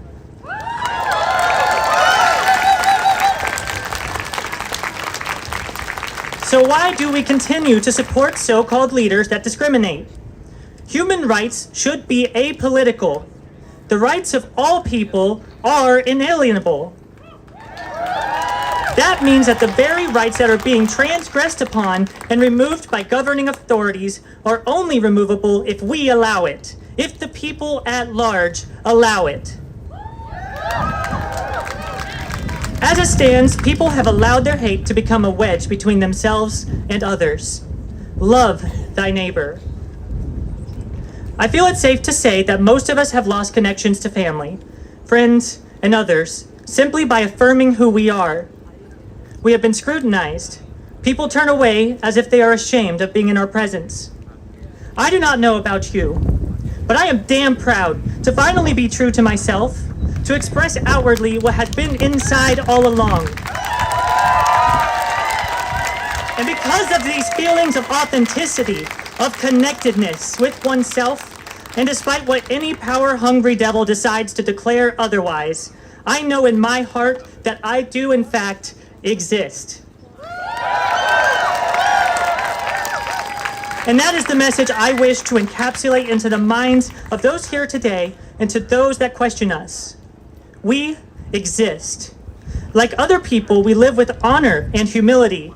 We live performing essential functions that enable the status quo to remain. We live despite all odds, often despite our friends abandoning us, despite our families disowning us, and despite the risk brought about by today's society. Beyond that, we live regardless of the immense pressure that we place on ourselves. And what I ask of you is no less than a test of that willpower, of pushing through the pressure and discomfort, and seeing things through until the end. Let me explain. On December 24th, 2024, a young woman sat on her bed. She had been crying something fierce and sat alone, facing the drawer where a means to an end lay. The future looked bleak. She had come full circle in life. As a kid, they had been abused and manipulated, lied to and forced to reflect an image consistent with what was those around them. They felt insincere and felt like nothing was enough. Selfless service became the epitome of their character, but eventually the well of energy dries up. When they could no longer take it, they ran into the U.S. Army. rather than having to continue putting up a mask. But it just led to more trauma and pain. They did serve honorably, working hard to live within their morals while protecting those that remained. But the mask continued to show. Their friends and family started drifting away, as they started to feel further and further from the life that they desired. With fresh scars, both apparent and invisible, they started to finally understand that the life they were leading was unsustainable. And finally, she broke free.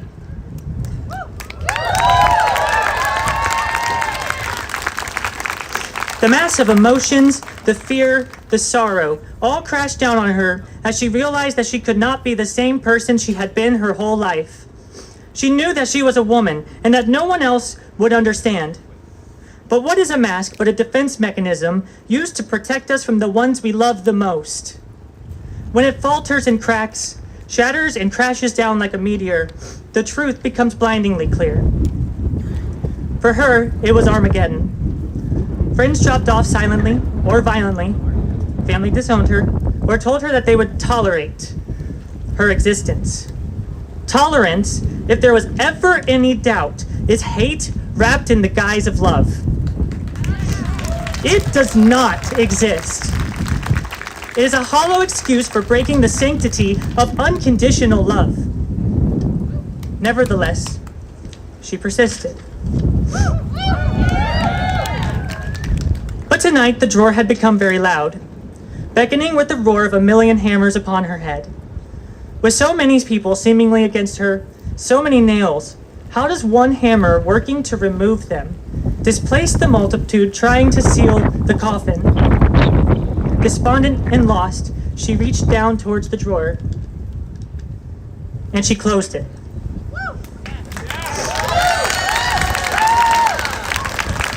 The next month was a blur, with her feeling inconsolable.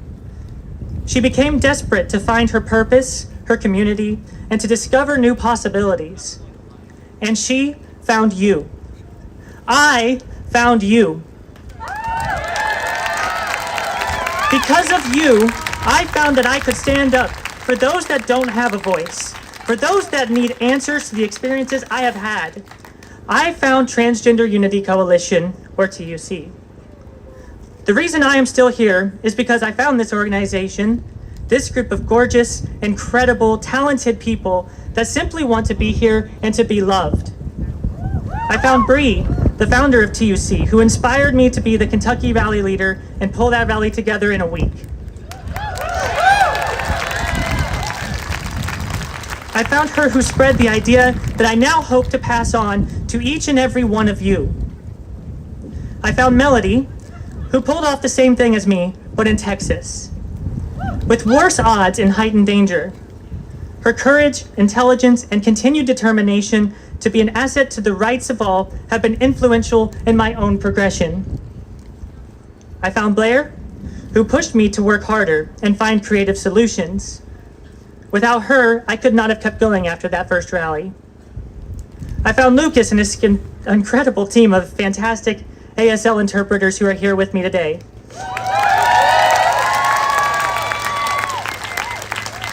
They have been incredibly generous and provided inclusivity in a place that tries to make it harder for people to celebrate that diversity.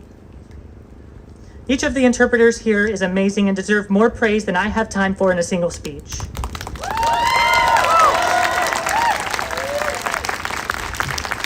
I also found Robin, who cannot be here today, but inspired me to seek happiness in life regardless of the situation and to continue to explore the world. And of course, Sabrina, my wife who I have loved for 11 years and will continue to love for the rest of my life, for always allowing me to find who I am and to be my authentic self.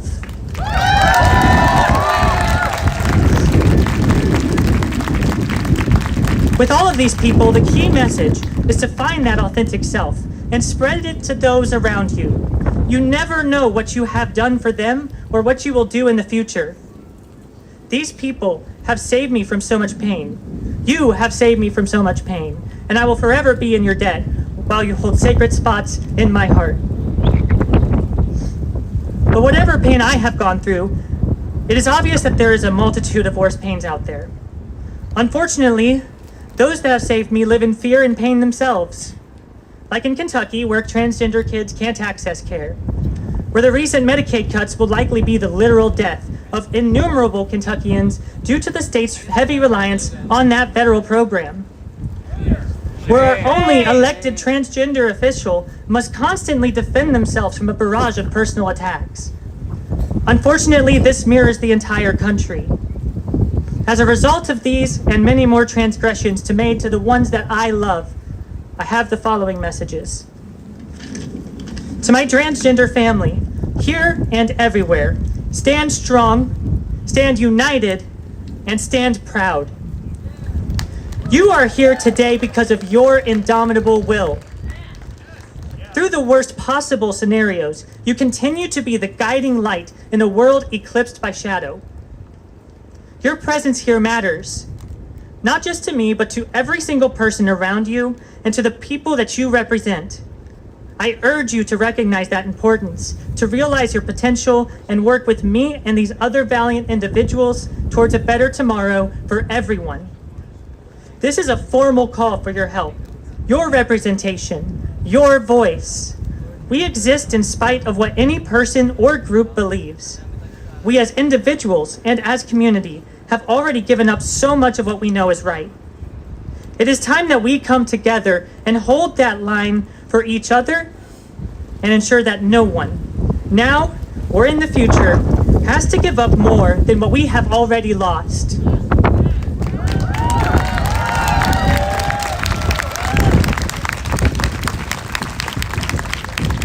We can break the chain.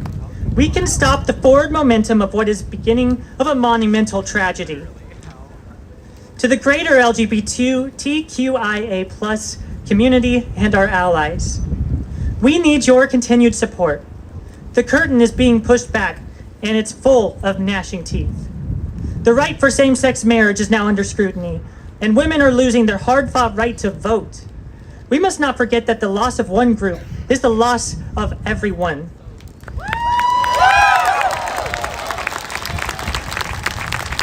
We are stronger together, and we must unite in our efforts to halt the system that has turned its sights on all of us. This is not just a single community issue. This effort will not stop at these transgressions alone. Do not be fooled by those who feed you petty lies when they are just as likely to stab you in the back with razor-sharp knives. To those who have left us behind, I'm incredibly saddened by your choices. Has such disregard for human life become so commonplace that you would see your neighbor beaten to death on their porch? For the family across the way to be forcefully removed from their house during a raid after they did nothing but be friendly to you? What more must occur before you see that none of this is right? That the choice you made to ignore what can be considered the single most important part of an individual's life may indeed cost them that life. If you do not see that your denial and indifference to these things is the same as supporting those who perpetrate the violations, then I am calling you out now. Perhaps you may not have yet experienced your own family, your own friends, or your own co-workers being affected by an administration that is fueled by hate. Perhaps you have not seen yet what happens when the pressure is truly insurmountable, and it is your loved ones that are facing the end. Will you be there to help guide them to love and mutual respect? Or will they feel that they are truly alone and decide instead to reach inside that drawer? To those who voted for the politicians in office today, as well as those that failed to exercise their rights, as are your representatives, your senators, your executive leaders, all of what you desire them to be. Are they propagating your beliefs and addressing your concerns, or are they missing the mark? If the people in power do not match the views that you hold within your heart, then it is time to forge a familiar path forward. The same path that was forged by our ancestors long ago. We must separate ourselves from the idea that our elected officials hold all the power once they are elected. We must reconnect with our roots and prove that the people determine the path forward. That is our ideas and beliefs that maintain that power. Together, we can and will prove that standing together in unity and celebration of diversity are stronger than trying to divide people through their differences. Now, we have recently seen how our allies at large continue to be treated poorly, not only in our own country, the place we call home, but also against others. I speak specifically of yesterday's ordeal with President Zelensky of Ukraine. I do not wish to distract from today, but I must acknowledge our allies and friends, the Ukrainians.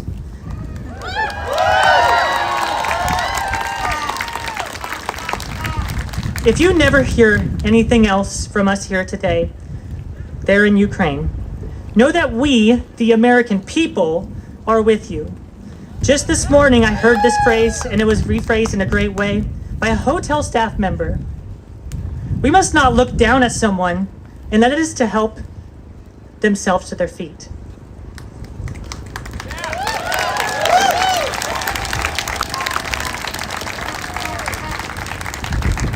As a final parting, I call one last time on each of you to stand with me tomorrow as you have done today.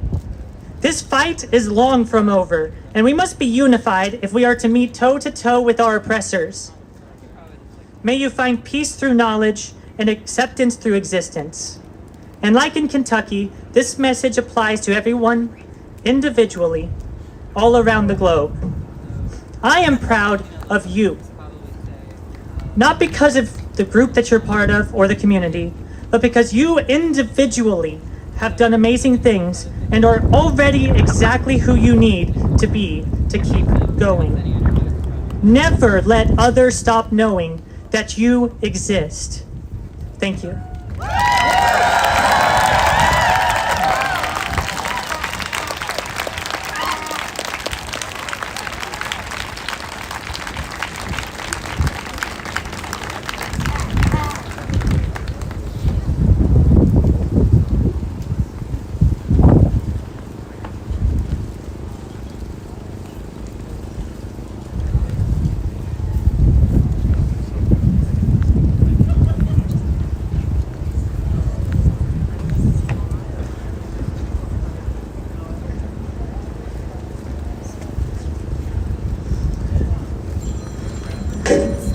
Melody and Marissa, let's give them a double round of applause.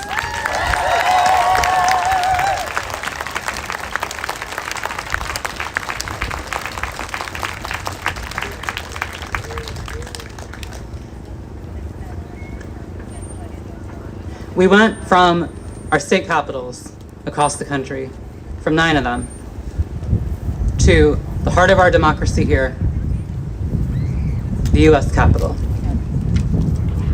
And I've told many of you in the days leading up to this event that this does not stop here. It cannot. There are 41 other states out there, and we need this back and forth to the states, to the national government, to the states, to the local government. We need all of America to understand our community and our needs. And it is a constant, never-ending battle.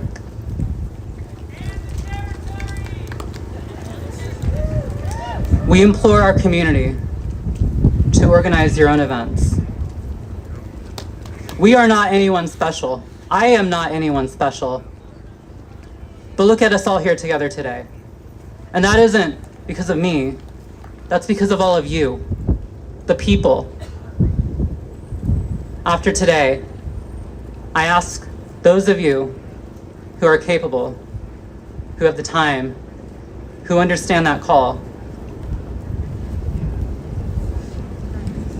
be there with your community. Show everyone who you are. Organize your own events. And we will be there.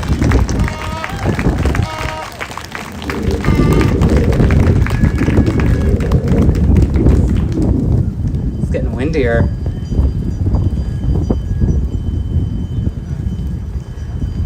Next, I would like to introduce Lotti, transmasculine queer person honored by he and they pronouns. Bo comes to us from Virginia.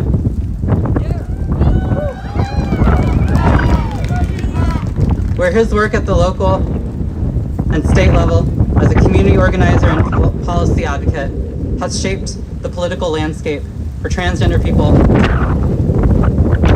Virginia.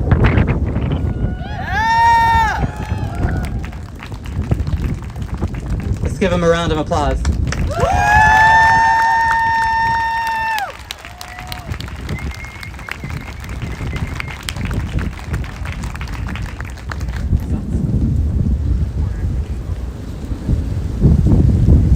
Hey y'all. Okay, so I want to get the energy up a little bit. Is that okay? All right, so I'm gonna say trans joy, trans pride, and y'all are gonna say we won't run, we won't hide. Do we think we have it, or do we want to hear it one more time? One more time, okay. I'm gonna say trans joy, trans pride. Y'all are gonna say we won't run, we won't hide. Okay, are we ready? All right. Trans joy, trans pride. We won't run, we won't hide. Trans joy, trans pride. We won't run, we won't hide. Amazing, I loved that. Thank you all so much.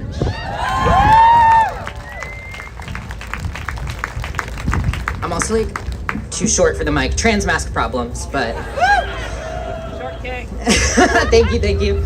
I stand before you today with a core message. Local and state level politics matter. Now, I know when people think of politics, it is easy to think of here in Washington, D.C. It is easy to think of Congress, but so much of policy is decided at the local level. And let's be real and honest with ourselves. There is very little we can do as individuals to convince this presidential administration to lessen its attacks on trans people. But let me tell you what we can do. We can organize locally. We can fight back. And we will win. Because when we come together, not as individuals, but as a collective like we are today, we have the power to change state and local laws. We have the power to create networks of support for trans people via mutual aid. We have the power to show up in the streets, in the halls of government, at school board meetings and more, and make it impossible for them to ignore us. I know this because I've seen it. Almost 10 years ago, when I was 17, I fought my local school board in Stafford County to update its anti-discrimination policies to protect transgender students. Now, I didn't have money. I didn't have political connections. What I had was a voice and a community ready to show up for me. And I'll tell you, we won. Later, when I helped pass HB 145, a bill that protected trans students across Virginia, becoming the model policy for the treatment of trans youth across the country, it wasn't because some politician in Richmond woke up one day and decided to do the right thing.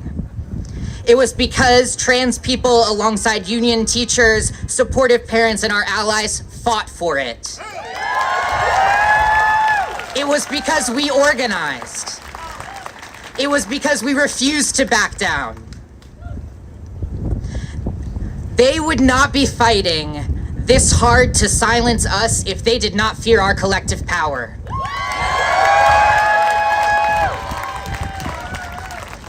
We are living in a time where trans rights are under attack like never before. Across the country, politicians are passing laws that deny our existence, that criminalize our health care, that push us out of public life. And they want you to feel hopeless. They want you to believe you can't change anything. They want you to think these attacks are just the status quo, they are just the way things are, but I am here to tell you that they are wrong. We can fight back, and I know standing here in front of all of you that we will. We must establish sanctuary states for transgender residents. Places where our health care, our rights, and our very existence are protected and encoded into law. We must take back the political narrative from the culture wars that scapegoat trans people as to distract us from what they are doing. These politicians want to distract us, to pit us against each other, so Elon Musk and his cabal of billionaires can continue to steal taxpayer money and kneecap the federal government. They want you to be distracted so they can make your life more dependent on these billionaires. And the real enemy is these corporate elites who rob the working class every day. That's right. The enemy is the 1% that keeps us divided. As Laverne Cox once said, the culture wars force us to focus on the wrong 1%. It is not trans kids in schools. It is corporate elites that line the pockets of congresspeople. Talk about it. The path ahead of us is not an easy one. It is going to take all of us working together in our own communities to improve our own conditions in our own localities. With all of us working for the same goal, we can shift this political narrative to one that sees transgender folks like us as we should be, as valued members of our communities, not pawns in political games or scapegoats for rising costs.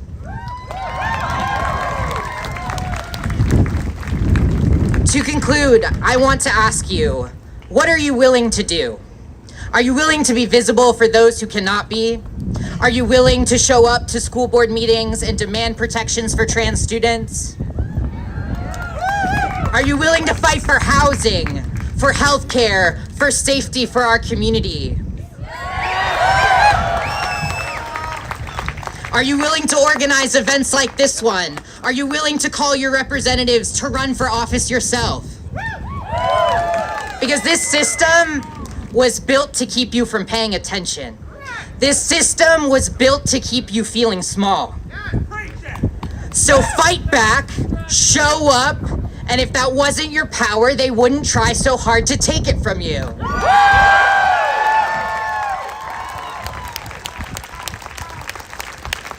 We are here today not just to demand change, but to build it with our own hands. We will fight until every trans person can walk down the street safely. We will fight until every trans youth can go to school without fear. We will fight until every trans person in America and across the world has access to healthcare, housing, and the dignity they deserve. And let me tell you what, we're gonna win. Thank you.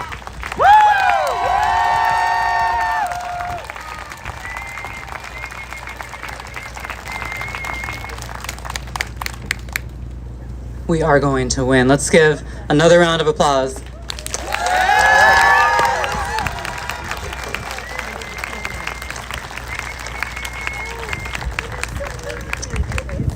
Next up we have DC, a DC-based journalist and activist and member of the Party for Socialism and Liberation, Morgan.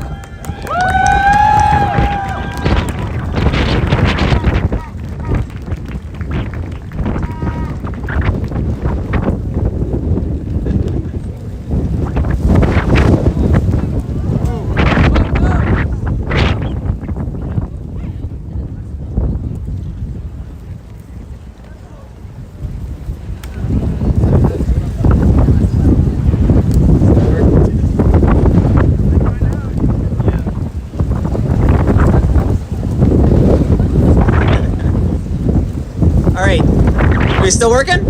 All right. One struggle, one fight. Trans rights are workers' rights. Trans rights are workers' rights. One struggle, one fight. One struggle, one fight. Trans rights are workers' rights. Trans rights are workers' rights. Brothers, sisters, and siblings, my name is Morgan. I'm a member of the organizer of the Party for Socialism and Liberation. I'm also a resident of the District of Columbia and a proud Jewish trans woman. Good Shabbos! Today we find ourselves at the beginning of an epic struggle that is going to define our era. Our community is just one of many facing an unprecedented assault on our rights. A powerful faction of the billionaire class has aligned itself with some of the most hateful, bigoted, and violent people on the planet to push forward a plan to strip mine the government of trillions of dollars in public wealth. Shame! They are foaming at the mouth for war and conquest wherever they can find it. This won't help working people one iota, but it will make the richest even richer. As trans people, we've watched the rights we fought so hard for decades to win be stripped away in a matter of weeks.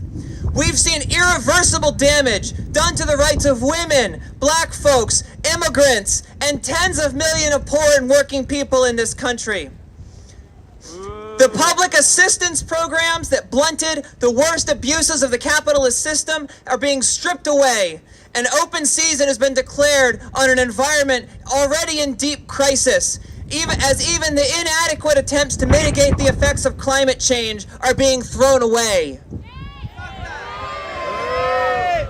Amid this devastating offensive, you would expect the opposition party would mount, an opposition, right? But is that what we're seeing? Have we seen that? No, we haven't. The words of House Minority Leader Hakeem Jeffries shocked me when I first heard them a few weeks ago, and they continue to echo in my head. He said, and I quote, "What leverage do we have? They control the House, the Senate, and the presidency. It's their government." It's their government. Is he right? Is that true? Is it their government? Is there nothing we can do? We refuse to accept this conclusion, which is a formula for our destruction. For one, we saw how the Republicans have been able to gum up the works against Democratic majorities for years. They refuse to confirm appointees. They turn committee meetings into a ridiculous mess. They insert riders into bills to push their agenda forward. They block bills in the Senate using the filibuster. I remember when Biden took office in 2021, he said the Democrats would pass the Equality Act within his first 100 days in office. But when it came down to the wire, they said that preserving the filibuster as a weapon was more important than passing comprehensive protections for abortion, or for LGBTQ rights, or for paid maternity leave. So let's see it. Let's see you gum up the works, like they did. Let's see you try literally anything at all. We must demand the most from our politicians in this hour, but we can't wait for them to grow a conscience or a spine. We're going to start organizing our communities today.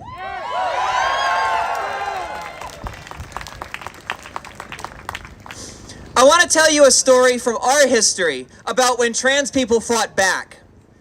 In August of 1966, 3 years before Stonewall, a group of trans women, sex workers, and homeless queer youth in San Francisco's Tenderloin district decided they'd had enough of constant harassment by the cops, store owners, and random bigots. When a police officer grabbed a trans woman sitting at a table late one night at Gene Compton's cafeteria, she threw her coffee in his face. And the whole restaurant and the whole street outside erupted in a massive riot. Cop cars got burned, windows got smashed, trans folks got hauled off to jail, but the point was made. You couldn't push trans folks around anymore. But it didn't come from nothing either. In 1966, the militancy of the Civil Rights Revolution had smashed Jim Crow apartheid and won important civil rights protections for black people. And their example sent shockwaves through oppressed communities around the world.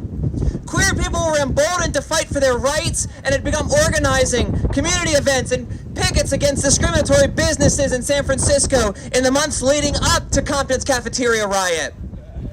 And after the uprising, a new working class queer movement forced the San Francisco Police Department to stop enforcing anti-trans laws against wearing the quote-unquote wrong-gendered clothing or using the quote-unquote wrong-gendered public bathroom. Does this sound familiar to you? They created new government outreach program to connect trans people to gender-affirming care clinics, as well as war on poverty job training programs, and secured for the very first official ID cards for trans people with their correct names and gender markers on them. All this, trans people in San Francisco won 60 years ago, long before any major political party cared about winning the LGBTQ vote. They dared to fight and they dared to win. This is the strength we must find as we face down these attacks on our community and our rights. When I say trans, you say power! Trans! Trans! Trans! Trans! When I say queer, you say power! Queer! Queer! Queer! When I say people, you say power! People! People! People! People! I grew up in a poor, rural, very Republican corner of Maryland. And while I understood from an early age that the poverty and the racism I saw around me were injustices, it was through my queerness and my transness that I came to truly understand how interconnected the struggles of different people really are. That we aren't fighting just racism, or just sexism, or just homophobia, or just class bigotry as these individual forces, but that they all have a common cause in the capitalist system. This tiny, ultra-wealthy minority of property owners could only get away with such a relentless pursuit of profit and destruction of our neighborhoods, our country, and our planet by keeping us all divided and ultra-exploited in different ways.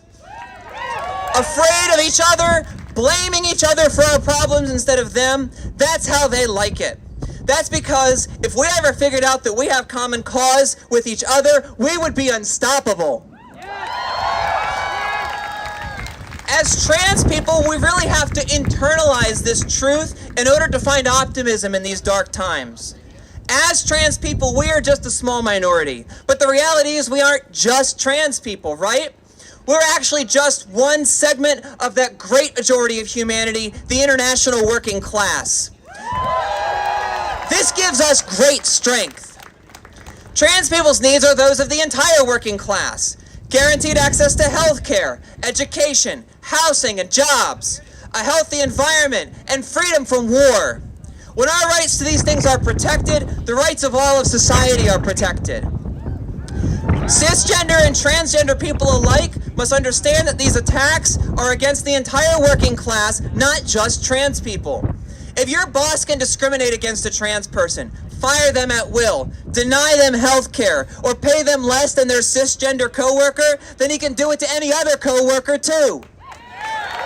If your landlord can evict a trans person or deny them housing due to their transness, they can deny anybody a roof over their head.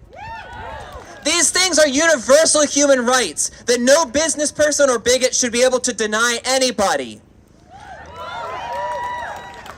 Long before we looked to politicians to protect our rights, LGBTQ people found solidarity and protection with our comrades in our labor unions. The first anti-discrimination protections, same-gender partner benefits, and healthcare benefits for queer people came in the form of union contracts, not bills that were passed into law. Brothers, sisters, and siblings, we can't just go back to the way things were before. We can't just be satisfied with resetting the clock back to January 19th, 2025, or even back to before this tidal wave of anti-LGBTQ attacks began a few years ago. As trans people, we have always existed in a state of crisis, a crisis compounded by factors like racism and ableism. Remember, Sam Nordquist was abducted by his murderers in December, before Trump became president. Say his name! Sam Nordquist! Say his name! Say his name! Say his name! Sam Nordquist, we fight in your memory. May your memory be a blessing and a revolution. Zichron Livracha. All that is to say that this isn't new. Black trans people have been facing the very worst this capitalist system can churn out, even in the so-called good times. We can't settle for this. We have to fight for a whole new system, one where our rights can't be taken away on a whim by bigoted members of a ruling class that benefits from that very same oppression.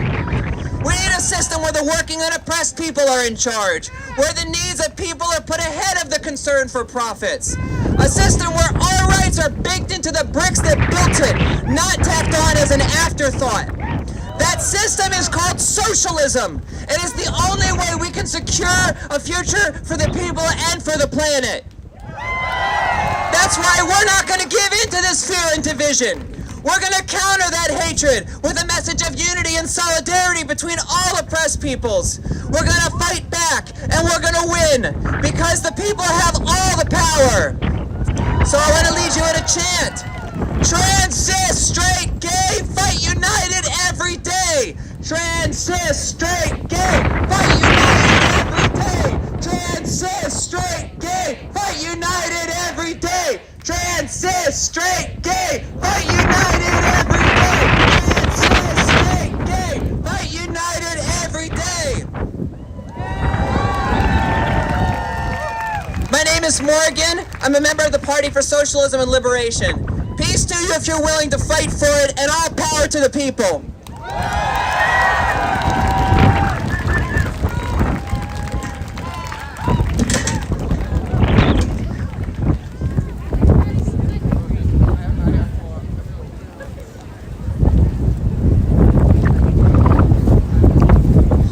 I think the wind is screaming with us. Do you think the wind is screaming with us?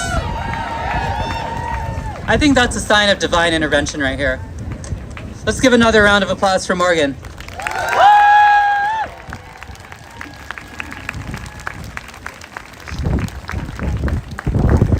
We have a final speaker to come up today, and then after that, those of you who I believe are also interested in what we have right after, we're going to be marching to the White House. Is anyone excited for that?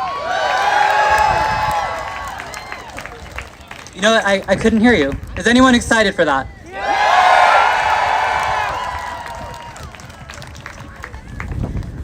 Next up, we have Devin Ojeda, Senior National Organizer for A for TE.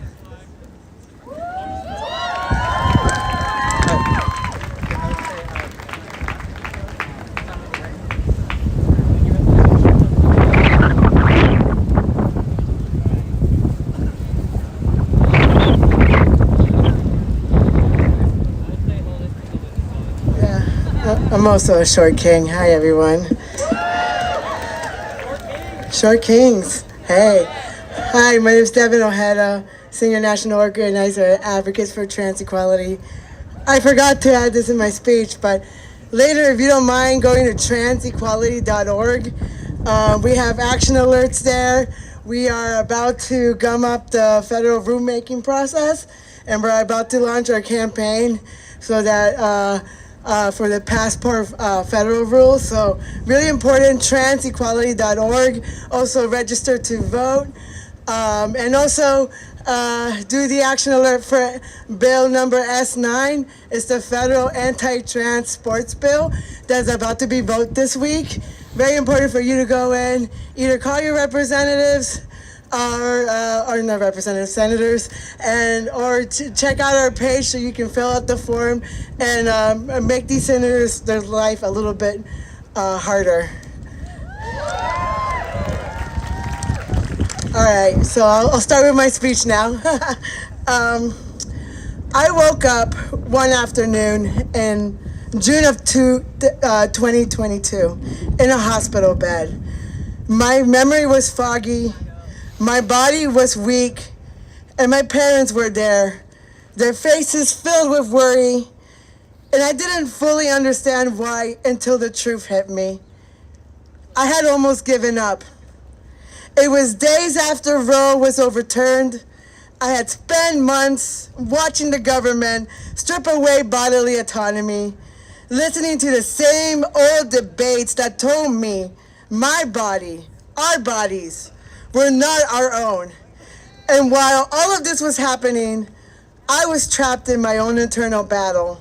At the time, I was working for Advocates for Trans Equality, but I was still in the closet, afraid of what coming out would mean for my family, my relationships, and my life. The day the Dobbs decision leaked, I felt something break inside me. I already knew what it meant to have no control over my body, but this time I saw the entire world waking up to that reality. I went to protests, I marched, I shouted, but I felt completely disconnected with myself. And the night Roe officially fell, I broke.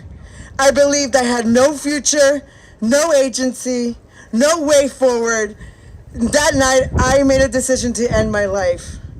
But my friends saw what I couldn't. They got me to the hospital just in time. By the time I arrived, I was unconscious. My organs were failing. I was pronounced dead for several moments. But a nurse, seeing the faintest murmur of my wrist, refused to give up. She urged the doctors to try one last time. And they did. And somehow I came back.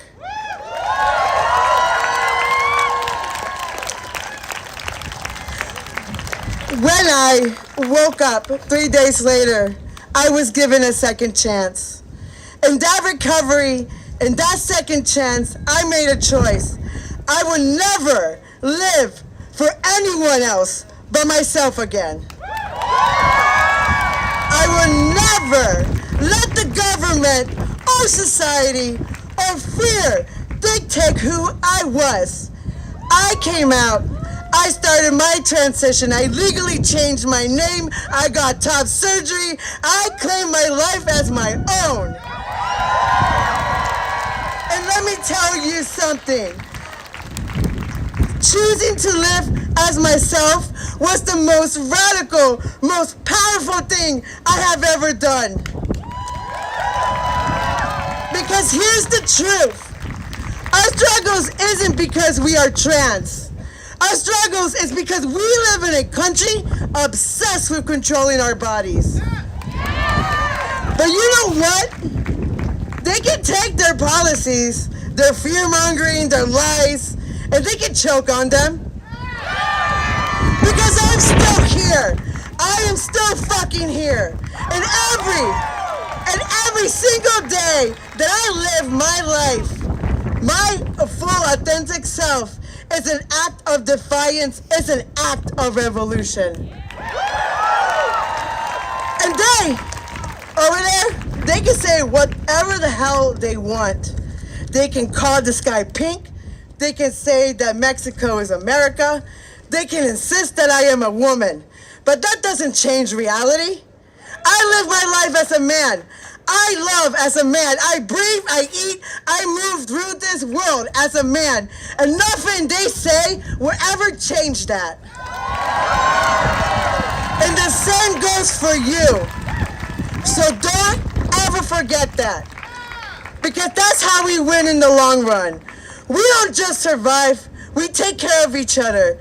We check in on each other. We make sure our people get the resources they need. They can take over these buildings, corrupt our policies, try to make our lives as miserable as possible, but they will never understand what true strength looks like. They will never break a community that has already been through hell and back.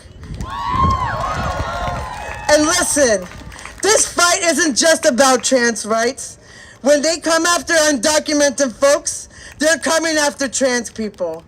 When they attack DEI programs, DEIA programs, they're attacking trans people. When they are firing federal workers, military, and veterans, they're firing trans people as well.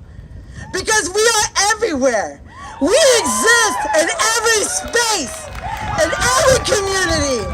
And when they come for one of us, they come for all of us. We are entering a new era. We will face more grief. We will be disappointed by leaders who choose comfort over courage.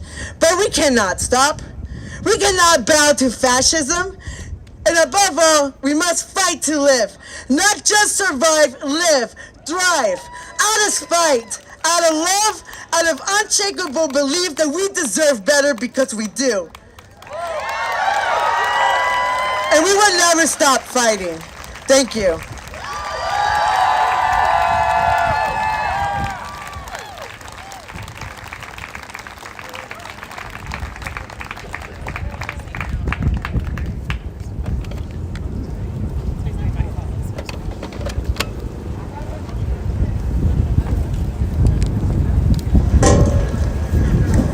And again, you know the drill. Final round of applause.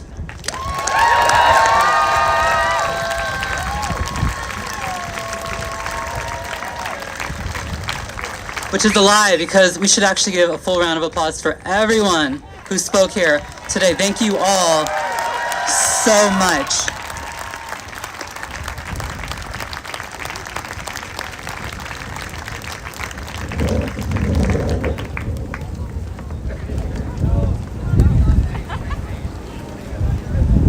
I'm telling you, it's divine, the wind. Thanks, wind.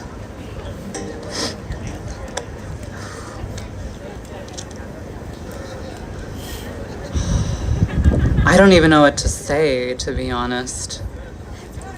This was an amazing day, and it sounds like many of you are excited to march to the White House.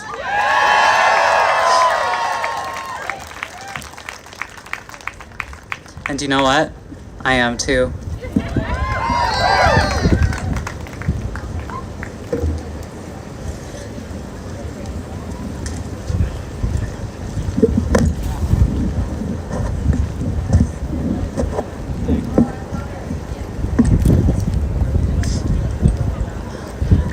The White House almost didn't happen for today.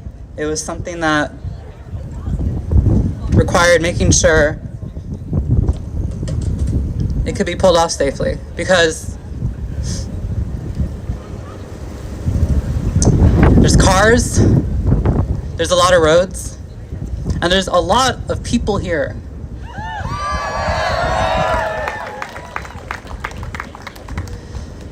And we want to make sure that all of you are safe. We want to make sure that all of you are able to march and to get home safely today with a positive takeaway. Because we are the community and we look after each other.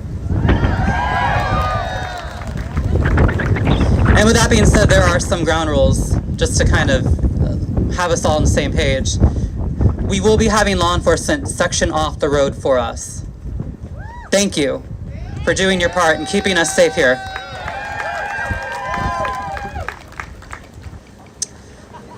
For those who did not see the flyer with the march, we are going to be going down Pennsylvania Avenue, starting at that corner of this lawn, which is more towards the west from where I'm standing. You have the U.S. Capitol on the east, and you have the White House mostly west down Constitution Avenue. We will be going at that corner here, and then we will be crossing 3rd Street, which is over there. And we have